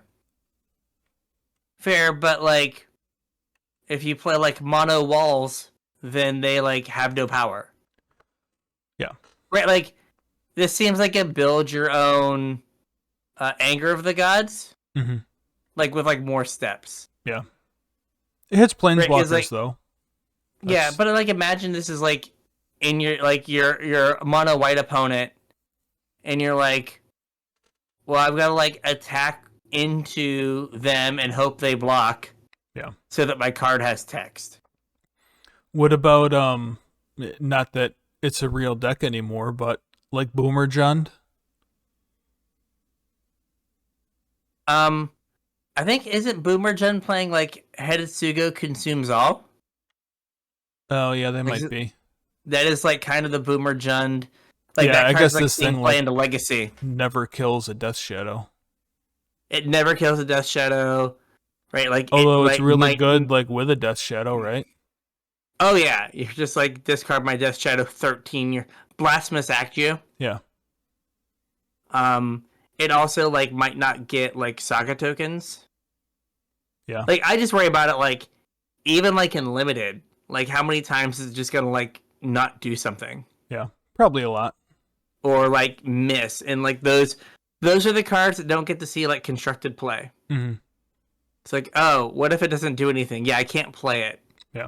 Because my opponent like played a creature that drew them 3 cards and like doned me for 4. And my card might not do anything. That's not a place I want to be. You randomly got your graveyard tagged with a endurance. Like, oh, I just can't cast this now. I mean, again, my goal of not losing to Rest in Peace if I play Pioneer. Yeah. What about Go Blank? Yeah. Like, I build up my graveyard, and they're just like, no, it goes away now. Bye-bye. Yeah, and you're like, oh, like, so your graveyard hate also mind rotted me. Great. Yeah. Yeah, so, like, yeah, there's, I don't know, I feel like there's a lot of, like, fail case. But also, like, what if you're, like, you know, the black-red, like, self-mill deck? Right? Like, you know, you've played you've, like, milled over, played, like, Citrus Suppliers, and you, like, milled over a Young Pyromancer. Like, 3 mana deal 2 is not the end of the world. Yeah. So, like, it might be, like, a self-mill deck, or a deck that's milling itself anyway, and this card is just going to, like, always be on. Mm-hmm. Or, like, what if you hit a Croxa and you just get to 6 everything? That's pretty good. Yeah, except I think you'd like want to. You'd rather catch your Croxa. Yeah. So yeah, you're just, I don't know. It's a weird card. Like, it's not always Although on. I guess like if you're playing against an aggro deck and like you're on the draw, you turn 2 Croxa, turn 3 6 the board. Like that's not the worst thing in the world. Yeah, hopefully stabilize and then like go from there. Yeah. I don't know. All right. Next up, Endless Detour. Green, white, blue for an instant. The owner of target spell, non-land permanent, or card in a graveyard puts it on the top or bottom of their library. Didn't we just have this card like banned out of standard? Aethergust? Sure, Aethergust too. What was the other card that got? Oh, yeah, Divide by Zero. Yeah. I mean, Divide by Zero kind of, like, Aethergust was conditional and a mana less. Mm-hmm. Divide by Zero was easier to cast and, like, pseudo drew you a card, like, replaced itself. Yeah. But, like, this is enough of those things that it might just be good enough. Mm-hmm. I think it's good enough. That's a good card. Yeah. I also, was it Seth or someone was like, oh, yeah, if you just play 4 of these, it's just like having Big Teferi.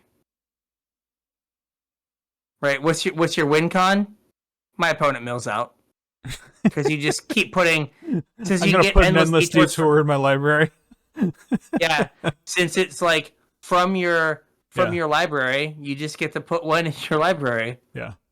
Or from your graveyard, you're just like, well, Endless Detour into the library, here we go. Yep. So hopefully we're not to like Turbo Fog. Yeah.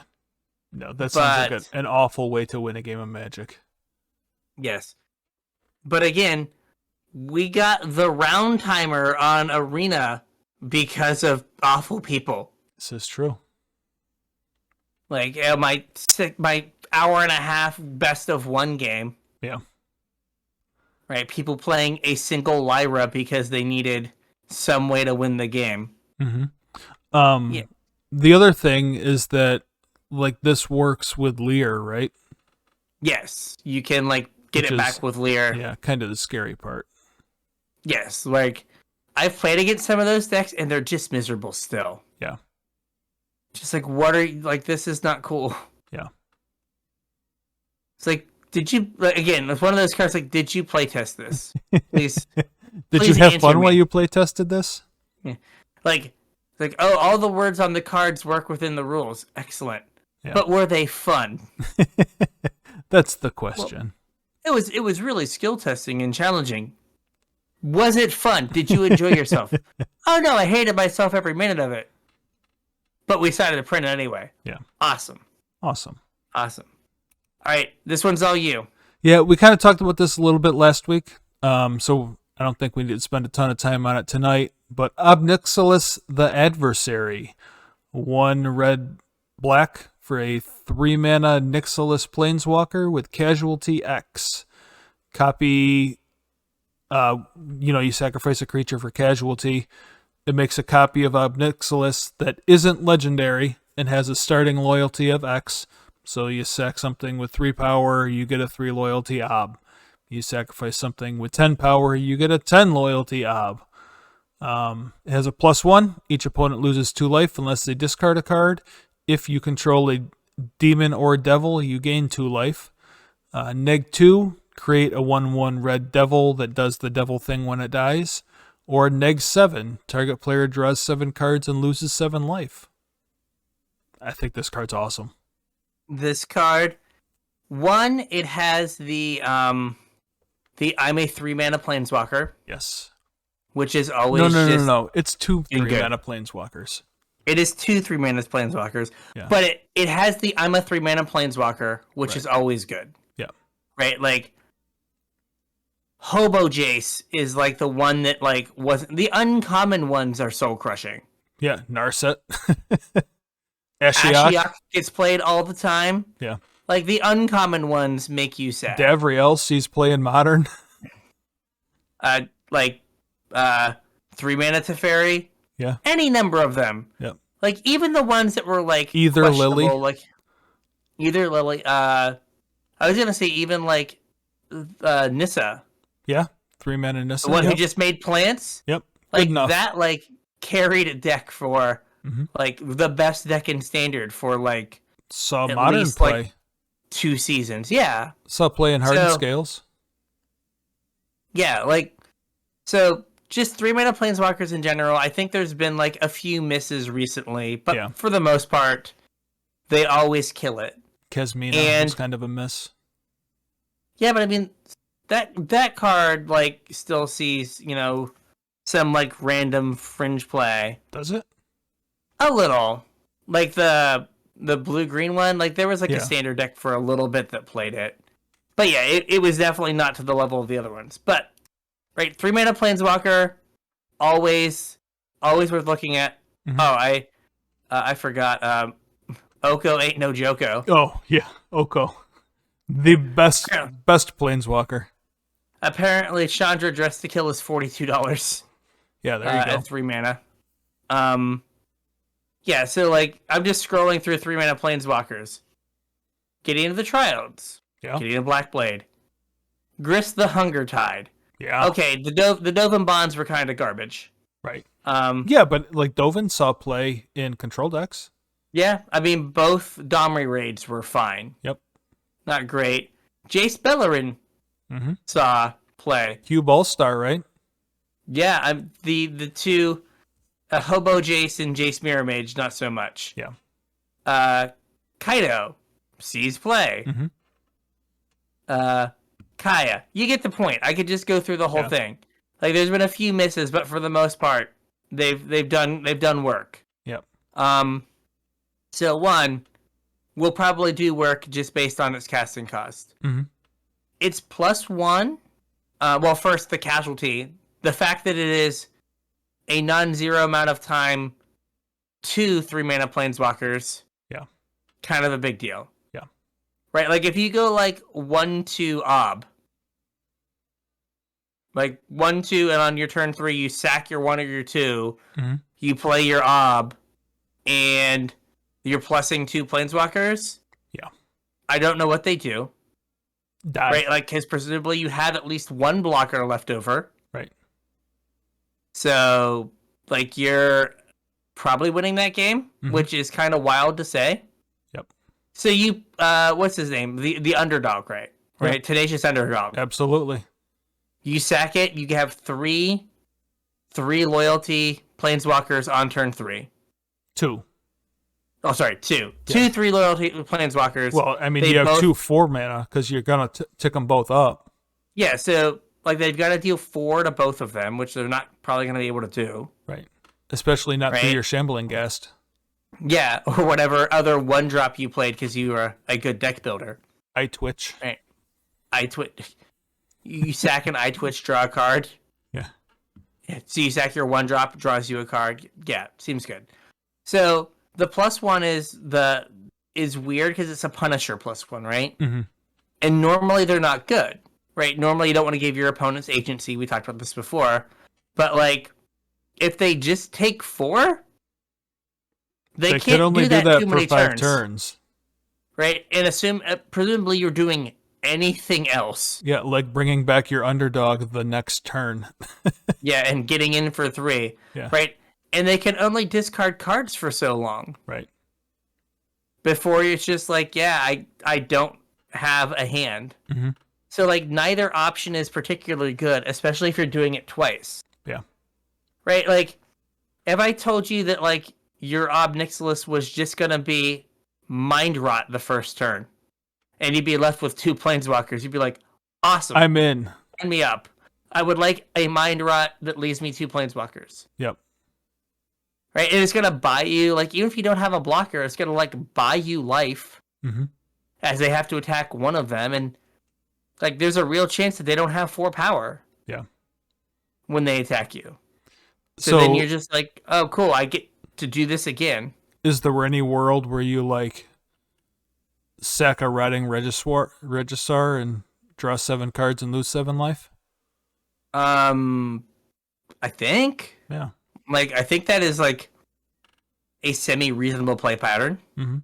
Crash in for 7. I mean, what about our 6/4? Yeah. Like, you go to combat. Let them tap it down, draw a card. Yeah, and then you sack it, and you're just like, all right, discard, or, you know, take 2, and now next turn, I'm going to, what's it called? I'm gonna, like, I'm gonna fireball you for 7 and kill you. Yeah, you can do that too. Because it's target player. You're like, what is your life total? Yeah. Excellent. You're dead. Like, now you're playing a game where you have to only deal 13 damage. Mm-hmm. And, like, we kind of ignored, like, it does protect itself. It does, with the little devil guy. Yeah, so, like, let's say you just sack a Shambling Ghast, right? And you're like, okay, with the regular one, you make a devil. Mm-hmm. And the other one you tick up. Another one you tick up. Now you have a blocker. Presumably you can, like, you know, get in front of their one creature. Yeah. And then you can, like, double plus them again. Mm-hmm. And now, you know, maybe you lose them, but they've dealt you 6 damage. Or dealt them 6 damage. Or, like, you know, 4 and a card. Mm-hmm. That's a great payoff for 3 mana. Absolutely. And presumably you're in a deck that has, like, other synergies for sacrificing stuff. Yep. Like, you know, you have a cat and you're able to bring the cat back somehow.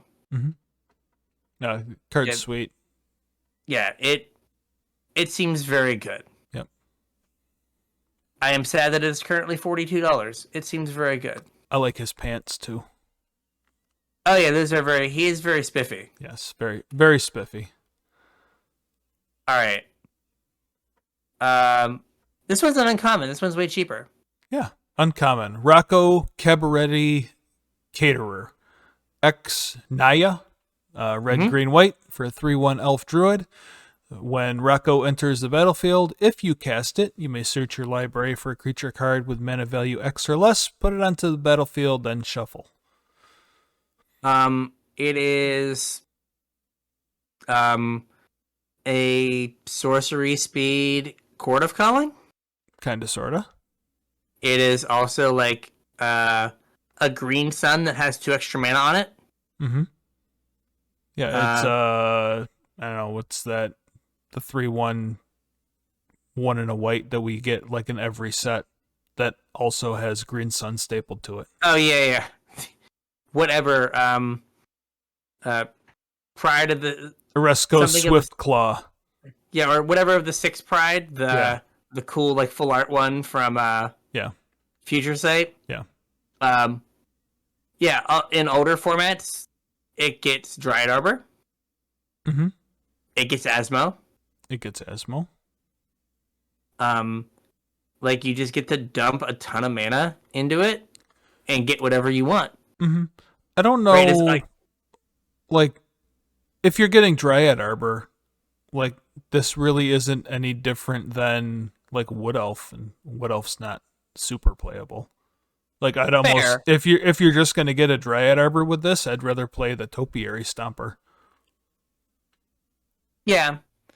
Well, I guess so it lets you, it gives you the flexibility of, like, Asmo and Dryad Arbor, but also it's 5 mana, get a 2 mana combo piece. Yeah. Oh, I have what is it, Vizier of Remedies? Mm-hmm. And I need Devoted Druid. Yeah. Or I have Devoted Druid, and I need Vizier. Yeah.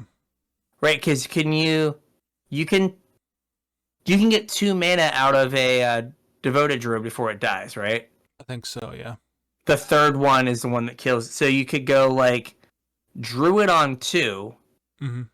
on 3, get Vizier combo off. Yeah. Yeah, that's pretty good. Right, so you have... So, like, it has uses, like, anything that just lets you, like, search your library for, like, a card, for a creature card is good. Mm-hmm. Right? And, like I said, it's 1 mana too much for the 3/1 body. Yeah. Right? And, like, not that a 3/1 vanilla is, like, playable and constructed, but it, like, trades with stuff. It's not awful. Mm-hmm. So, I don't know, I just think it's a card that will like, see play. No, I mean, it's definitely worth keeping some in your collection for sure. Something will break it someday. Yeah. All right. The next one we have is Tainted Indulgence. Blue and a black for an instant. Draw 2 cards, then discard a card if there are 5 or more mana values among cards in your graveyard. Unless there are 5 or more. Oh, so sorry. It's chart a course until you have 5 mana values in your graveyard. Yep. Then it's Sand and Blood without the downside. Yep. And it's just draw 2. Yep. So this is just, I put this in the next card on a card in a grouping that just is called Esper combo cards. Mm-hmm. Right? Like, this is just a card to, like, fill your graveyard. Yep. Right. Chart a course is good enough. This is slightly harder to cast, but instant speed. Right. Right? So, like, that gives you a big upside. Maybe, like, the Sign and Blood mode, like, in a control deck becomes useful. Mm-hmm. Where, like, you've just, like, this is just a way for you to refill in the late game because you've just naturally, like, played a game of Magic. Right. So, like, this is just one of those cards. It's like a glue card that if you're gonna do something graveyard based, this is a card that you're gonna want for that. Yep. So, just a card to keep an eye on. Yep. And like you said, it was kind of the signpost for this color, but we were talking about it here instead of before, so I left it here. That's fine. Also, like, I've been playing Grixis Reanimator. Yeah. And, like, I've been playing Cathartic Pyre, mm-hmm. which is fine. Mm-hmm. But, like, the utility is probably nice. Better. Yeah. Getting to, like, kind of loot is nice, but... Yeah. All right. This next one, Shaheen Sharani was super psyched about this one. Okay. This is Void Rend. White, blue, black for an instant. This spell can't be countered. Destroy target non-land permanent. So it's a Vindicate that can't be countered. Well, Vindicate hits lands though, doesn't it? Yeah, it's Anguish Unmaking. Without the life and without the lost. Countered. Yeah. So, like, it is, if you're an Esper control deck, you're going to play some number of these as, like, your general catch-all answer. Yeah. Of course, Shaheen was the one that... Exactly. Yeah.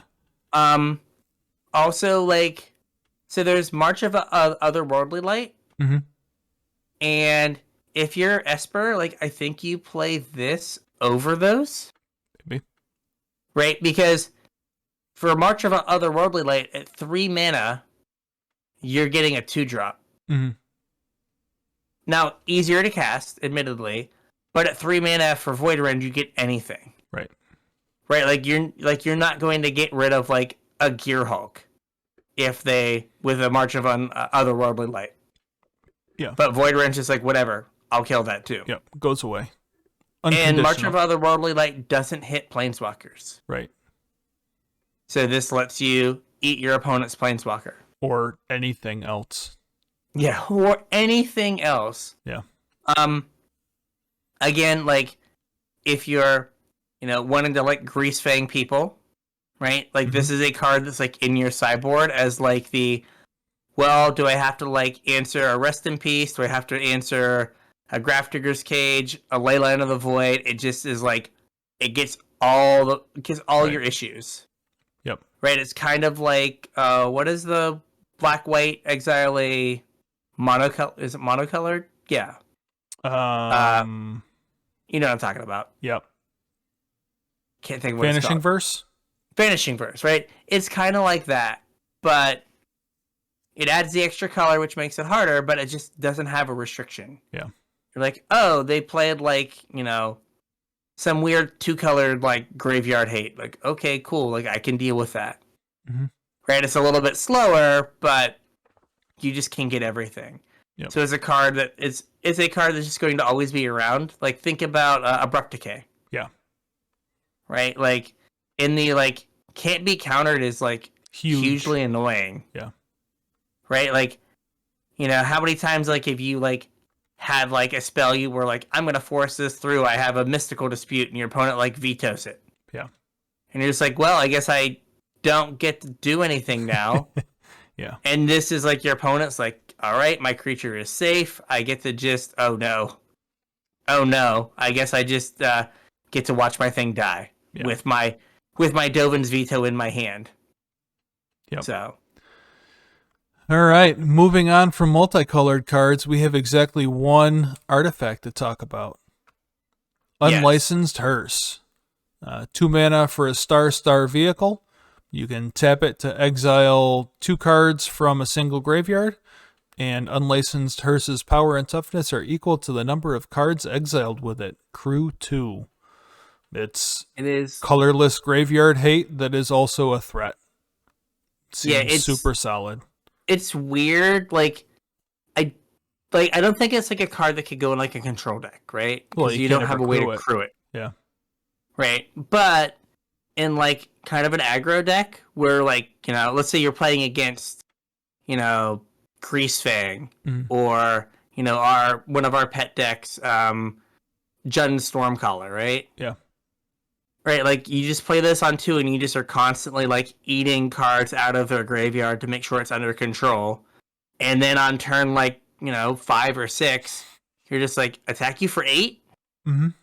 And they're like, oh, man, like, this is, like, a huge problem now. Yeah. Surprise.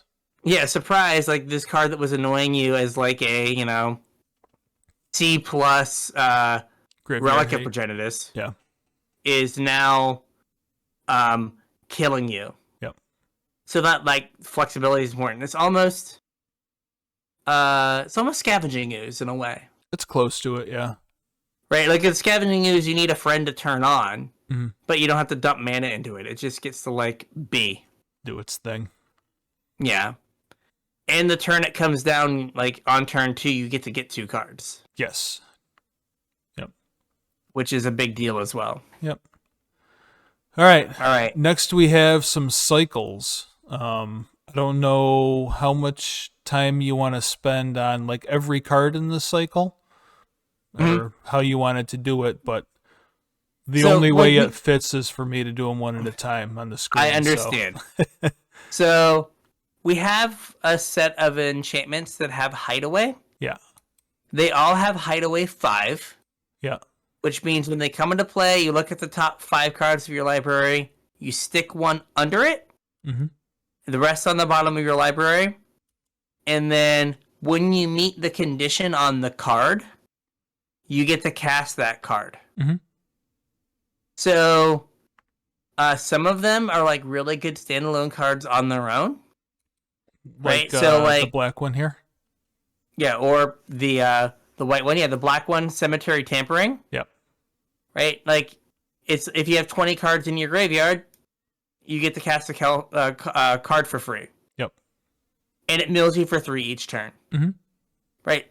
We've all played decks at some point that just want to put cards in the graveyard. Yeah, I mean, was it Tiamat Calls the Dead? Was like a completely playable Magic card, and this is much better than Tiamat Calls the Dead. Yeah, like you just like get like a bunch of cards in your graveyard. Yeah. Right, you play this on 3, and on turn 5 you put 6 cards in your graveyard, and if you're doing like any other work to put cards in your graveyard, like you might be casting something on turn like 5. Yep. Right, Stitcher Supplier, Satyr Wayfinder, this, you've already got like 9 cards in your graveyard. Mm-hmm. So it's now some of them, the red one's just wild and weird. Yeah. Like its condition is, do you have Wooburg? Yeah. Which it's like, why? Like all the other ones let me cast it for free. You make me pay 5 mana for it? Yeah, very strange. No, thank you. No, thank you. But remember, red green is 5 color treasures. I mean, this might also be a Secret Storm card, though. Oh, that's a good point. Because it just turns anything multicolored into make a mana. Mm-hmm. So, like your Manamorphose turns into free. Like if you have it's a ritual. You're +1 mana. Yeah. Yeah, that's a good point. I hadn't thought of that. I don't know if there are any other like gold cards in like Storm or that you could play. I'm sure there's something. Yeah, I'm not sure. Well, I mean, it's any multicolored spell, so this would work in like the red-green Storm decks too, right? That use Burning Tree Emissary. Oh yeah. This is plus mana with Burning Tree, and then if you have like Burgie or whatever, you're up a ton of mana. Yeah. You just get to do your thing. Yep. So these cards, like, for the most part, like you want to make sure that they like stand alone. Mm-hmm. So like Rabble Rousing is a little slow, but like just gives you like a snowball's advantage. Yeah. The white one. The white one. It's 5 mana, but every time you attack with one or more creatures, you make that many citizen tokens. Yeah. Like that gets out of hand in a hurry. Yeah. The blue one lets you draw an extra card each turn. Like pretty that's good. Yep. It's 5 mana, which is a problem, but then you get to draw an extra card each turn. That'll work out. We already talked about the black one. And the green one just makes your creatures bigger each turn. Yeah, it's kind of like Beastmaster Ascension in some ways. Mm-hmm. Right? And so, and these don't go away. Yeah, they just keep doing their thing even after you cast the Hideaway card. So, like, you could definitely see, what was that, like, there was that white, was it Sparring Regimen? That, like, when you attack with a creature, you put a counter on it and you untap it, and it learns when it comes into play. Yeah. And it's, like, 2 and a white. Yeah. Like, fight rigging is, like, not too dissimilar. Yeah. Right? Every time you attack, you get to put, like, you know, each turn, every time you get to attack, you put a counter on something, you immediately get paid off. Yeah. You know what else is interesting that I kind of just thought of is Yorion resets these. Yes, it does. So once you meet the condition, you Yorion, and then like, you've met the condition again already. Yeah, and you just get to keep doing it. Yeah. Interesting. Yeah. That's a good point. You're very smart. Sometimes. So like fight rigging, like you have to like, it checks when you put the counter on something. Do you have something that's 7 power? Right. Yep. The white one is, in combat it checks. Okay. Yeah, and the black one's on your upkeep, and the blue one's when you draw your card. But so, like you've already met the condition though, so like once you get back to that point, you get to do it again. So like Cemetery Tampering might be the best for that, right? Where you just like blink it, and then you know at the beginning of the next turn cycle you're going to get the you're going to meet the condition and do the thing. Right. So, yeah, they're all interesting. Mm-hmm. We haven't got Hideaway in a long time. Yeah. So, okay, next up we have Color Hosers. Yeah, the last time we had a set of these, they were wildly broken. So first they were like, let's make them only affect one color as opposed to two. Yeah. So they tried to fix them there. But like, knockout blow. 2 and a white, deal 4 to target attacking or blocking creature, and you gain 2 life. But it costs 2 less if it targets a red creature. Yeah, so it's 1 right, mana. So this is one of those things. It's like, hey, are you gonna be? Is a mono red deck gonna be too good? Not with this. Right. Right. Like if mono red's like 15% of the metagame, 20% of the metagame, these just go into sideboards, and then you get like clowned. Right. You're just like, oh, attack, and it's just like, I will annihilate you. Yeah, I mean, I will kill a creature, invalidate your attack, go. Yeah. 3 mana for this is too much. Would not see constructed play anywhere. 1 mana for this, like you said, out of a sideboard maybe. Yeah. But not super good. Definitely not Veil of Summer. Definitely not Veil of Summer. The blue one is out of the way. 3 and a blue. Costs 2 less if you target's a green permanent. Return target non-land permanent and opponent controls to its owner's hand and draw a card. So kind of remand. Or like kind of unsubstantiate. Yeah, unsubstantiate doesn't draw a card though, does it? It doesn't. Yeah. I was gonna say this is also like some part of Divide by Zero. Oh, that's true. It's also like, is it Into the Royal or whatever? Yeah, kicked into the Royal. Yeah. Or Blink of an Eye. And that card has seen play. Yeah, that's true. And I hadn't thought of that. Like 4 mana for bounce something, draw a card is kind of playable. Yes, it is. Like just on its face value. And like the 2 mana version is busted. Yeah. Yeah, very, very good. Right? Again, like if they print a questing beast, this is just like no. Mm-hmm. I'm cool. Yep. Like we're fine. Yep. So maybe pay attention to this one. Yeah. The black one is called Whack. 3 and a black, costs 3 less if it targets a white creature. Target creature gets -4/-4 till end of turn. Wildly unplayable at 4 mana. Probably pretty good at 1 mana. We have like Ray of Enfeeblement right now.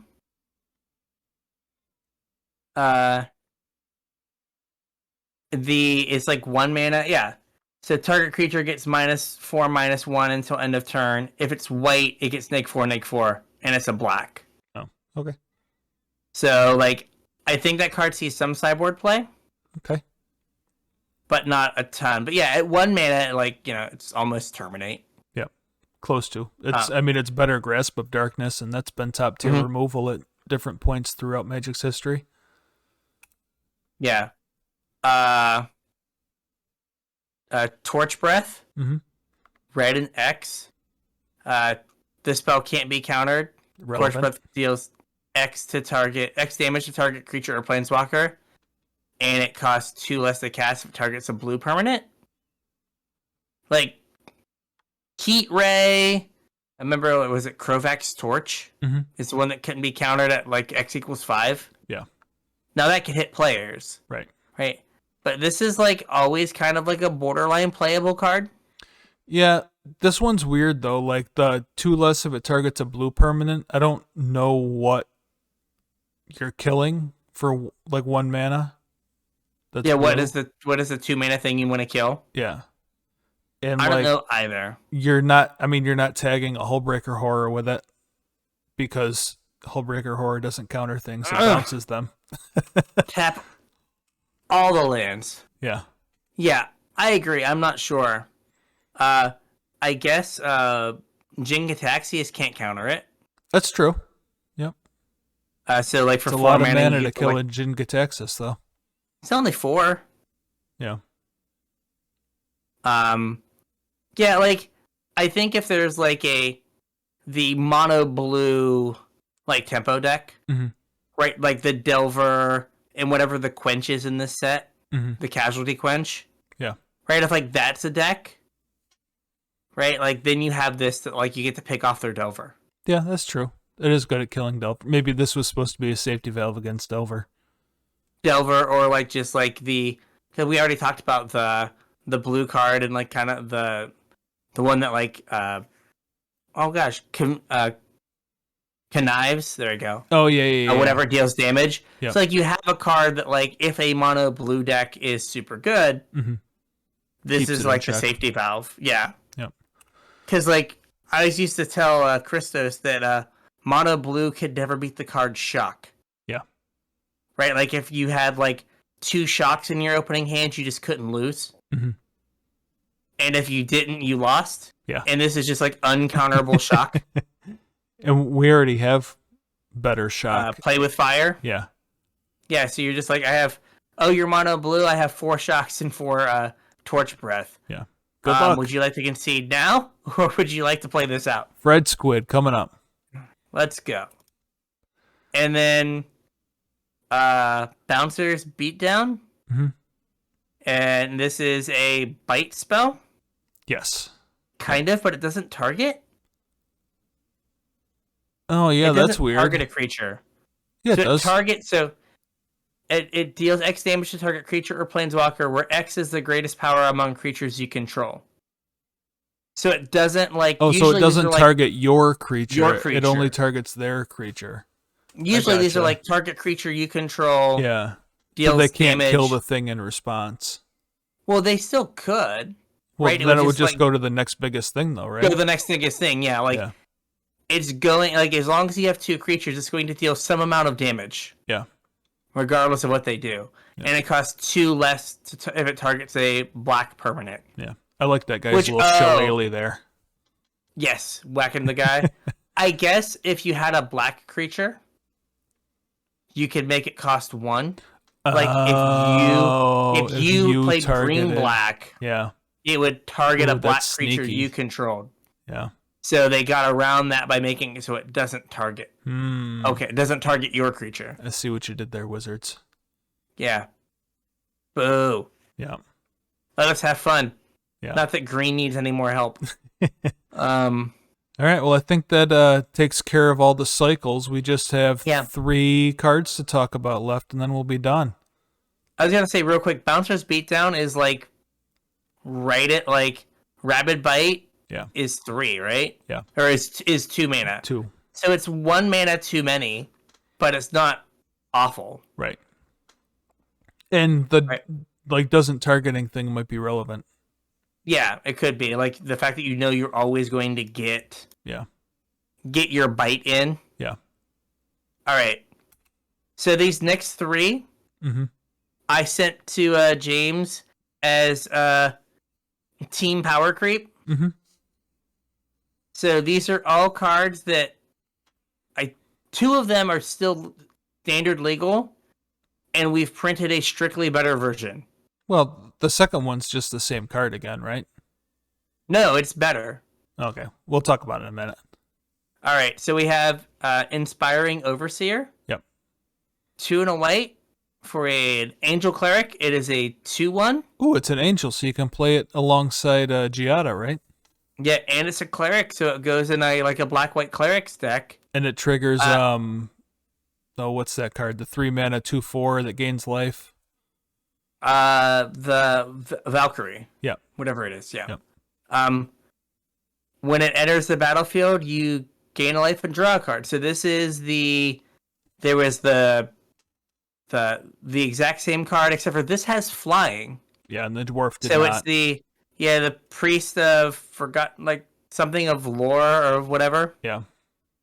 Like that card didn't have flying. Right. This is the exact same card that is currently in standard, but they stuck flying on it. Then we have Big Score, which is an instant for 3 and a red. As an additional cost to cast a spell, discard a card, draw 2 cards, create 2 treasure tokens. Oh, it's strictly better because it's 3 and a red instead of 2 red. Exactly. Gotcha. So Unexpected Windfall is 2 red. Yep. So they took a card that is currently in standard that is fine, and they were like, let's make it better. Yeah. Chad said, no, bro, need some beans. Make it better. Bro, why are they going to buy this set, bro? Yeah. Make them swimming in beans. They kind of look like jelly beans, don't they? Kinda, yeah. Bro needs more beans in the art. I had not looked at this art until now. Like, are there gems in her eyes? Have her eyes been replaced with diamonds? Maybe. Is this person dead? Like, these are all things I now need to know. Ooh. It's like Scrooge McDuck. It is. Maybe that's what happened to Scrooge McDuck. That's when he died. That's like the... Got diamond eyes. Yeah, when... you have to watch Disney Channel at like 2:30 in the morning for that version of DuckTales. Woo! Tales from the Duck. Tales from the Duck. Tales from the Vault. Yeah. And then I don't think there is a standard equivalent of this card right now, but we have Jewel Thief. Yeah, this card is way too good. Yes, it is a 3 mana 3/3, so 2 and a green for a 3/3. Vigilance Trample. Okay, like we could just be done. Yeah. Are we done? No. It makes the treasure too. It makes the treasure too. Awesome. Yeah. Now it's not even a tap treasure. No, it's just a treasure. So it's just a 2 mana 3/3 trample vigilance. Yep. Yeah. That's not okay. It's a common. It's a common. Yeah. So we have Augmenter Pugilist that was a rare in Strixhaven that was 1 green for a 3/3 trample. And then if you had 8 lands, it became an 8/8. Right? Like, this is kind of... it is a rare from like a year ago. And it's a common. Right. I don't understand how they're designing cards. What a world we live in. I mean, there's Briarbridge Tracker that comes in and makes a clue and becomes a 4/3 with Vigilance. Also a rare. Rare. Like, it's just wild to me, like, how pushed cards are. Yeah. Especially, like, at common. Yeah. No, this card's great. Like, this card might be constructed playable.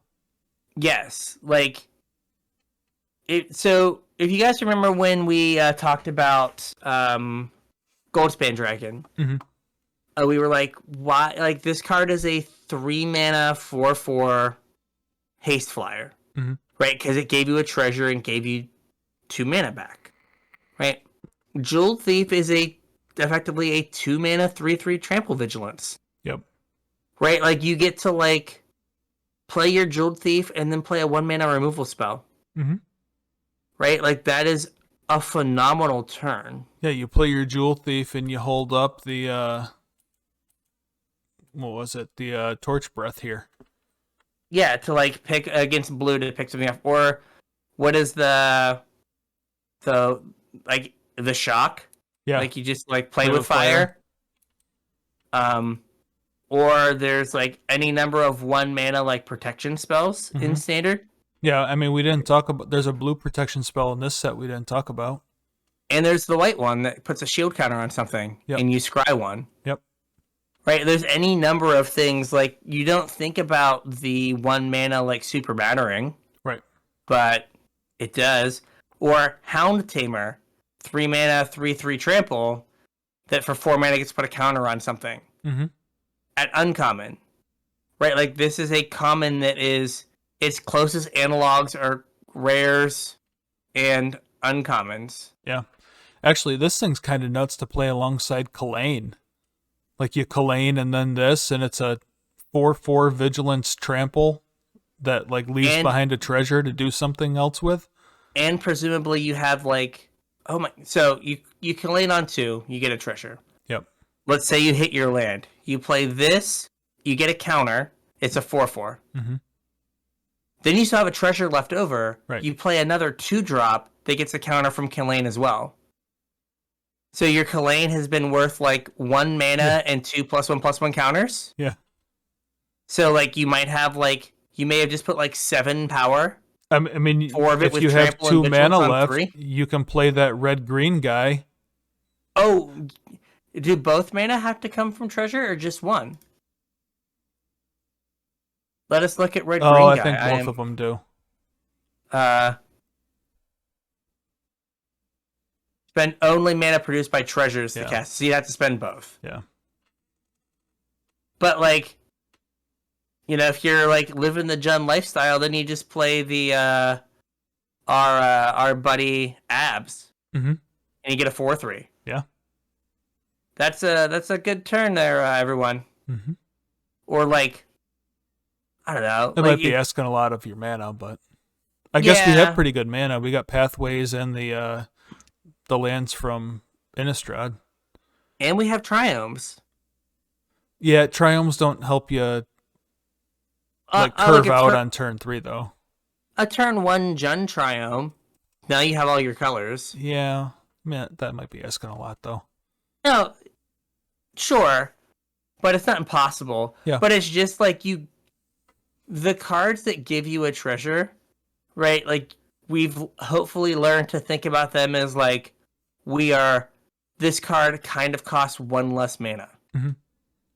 Right? And so it allows you to get super far ahead. Yeah. And so, yeah, you just play like if I told you could get like a 3 mana 4/4 Vigilance Trample, you'd be like, oh, that card's clearly like a push to rare. No, it's a common. No, it's a common. Right? Like, this feels like it's a card that like is going to make an impact in Pauper. Oh, for sure. Right? I will be playing this in Pauper at our next tournament. I'd be willing to bet. Yeah, and not that. Oh, Keldheim is still legal. The Foretell 3/3 that draws a card. Yeah, the Serulf Packmate. Yeah, like that's a deck. We have a deck put together. Congratulations. Mm-hmm. Like those 2 cards, and you just figure everything else out. Yep. Yeah, so like this card is just super pushed, like way above rate. So it is a card that will see a ton of play. I don't know if we're gonna get to Deadly Dispute levels of $4 commons. I mean, you can play this with Deadly Dispute. Yes, you can. But I mean, a 3 like I don't know, just like a 3/3 Vigilance Trample is like Seems a beater reasonable. and limited. Yeah. For Seems sure. reasonable. Yeah. I don't know if reasonable is the word I would use, but agreed. Seems pretty decent. Yeah. So, yeah, this is a card that will make an impact places, and it's probably like, I don't know what the limited format's going to look like, but I can't imagine this card is bad and limited. Yeah, no. And this is a card, if like red-green pile of random colors, Mm-hmm. right? This is a reason that's a good deck. Right, like this is a card that lets you red-green pile a bunch of colors. Yep. Right, like your base green, and you have like 3 of these. Mm-hmm. Then you just take any rare that is good. Yeah. And you're just like, yep, that's good. I'll be able to cast it because I have a bunch of treasure things. It'll be fine. Yep. So yeah, this is like the glue that holds that deck together. Yep. So were there anything else you wanted to talk about, or? There's one card that I wish I would have like put on my list of things because it is probably the card that I am most likely to play. Okay. And that is Lord Xander the Collector. Oh boy. Yep. So I've mentioned it a few times. I'm playing like a C- like Grixis Reanimator deck. Mm-hmm. And one of the reanimation targets is Coma. Yeah. Which is like pretty much uncastable in the deck. Yeah. Right? And isn't like always good. Right, especially like against control, like if they can kill it before you get your coil. Yeah. But like Xander's gonna get their hand when he comes into play, and you can just cast him sometimes. Yeah. And if he dies, he's gonna take some permanents with him. Yeah, kind of does all the things. Yeah. And if he attacks, whatever, yeah, you win the game. but like just as a like, hey, this is a good thing to reanimate. I think that card is the one I'm most likely to play. Mm-hmm. The one that I'm like, oh, I'm excited for me to like spend 2 Mythic Wild cards on this to like stick it in my stupid deck.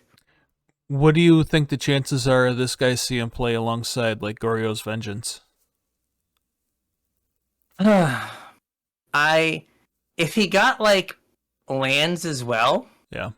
If he was like an Armageddon on the way out the door, I mean, it's also like, tough to play a graveyard deck in Modern right now, but it is. And like Goryo's Vengeance isn't it exile? Does it? I thought it was sacrifice. I thought it was exile, but I am not 100% sure. So we will Goryo. I don't know. I got it right. Exile at the beginning of the next end step. All right. But Footsteps of the Goryo sacrifices. It's 1 extra mana, but it sacrifices. Yep.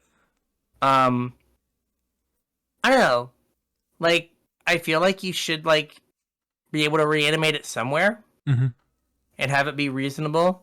Like, it's just hard because like, you know, Pioneer the reanimation spells are like 5 mana.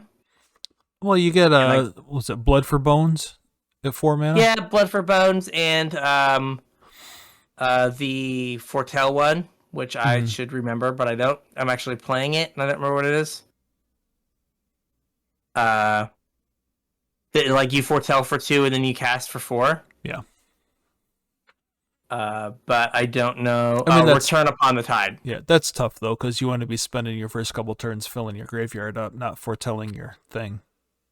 Yeah, the way it usually works is you try to foretell it on like 2, and then you want to like Prismari Command on 3, or what's he called? Fable of the Mirror Breaker. Yeah. Right. Like the foretell on 2 plan is good when you have like the discard spell and the thing already in your hand. Yeah. And then you're like, oh, it's fine. I know that like on 3 I'm gonna get to discard this, and on 4 I'll get to play it. Yeah.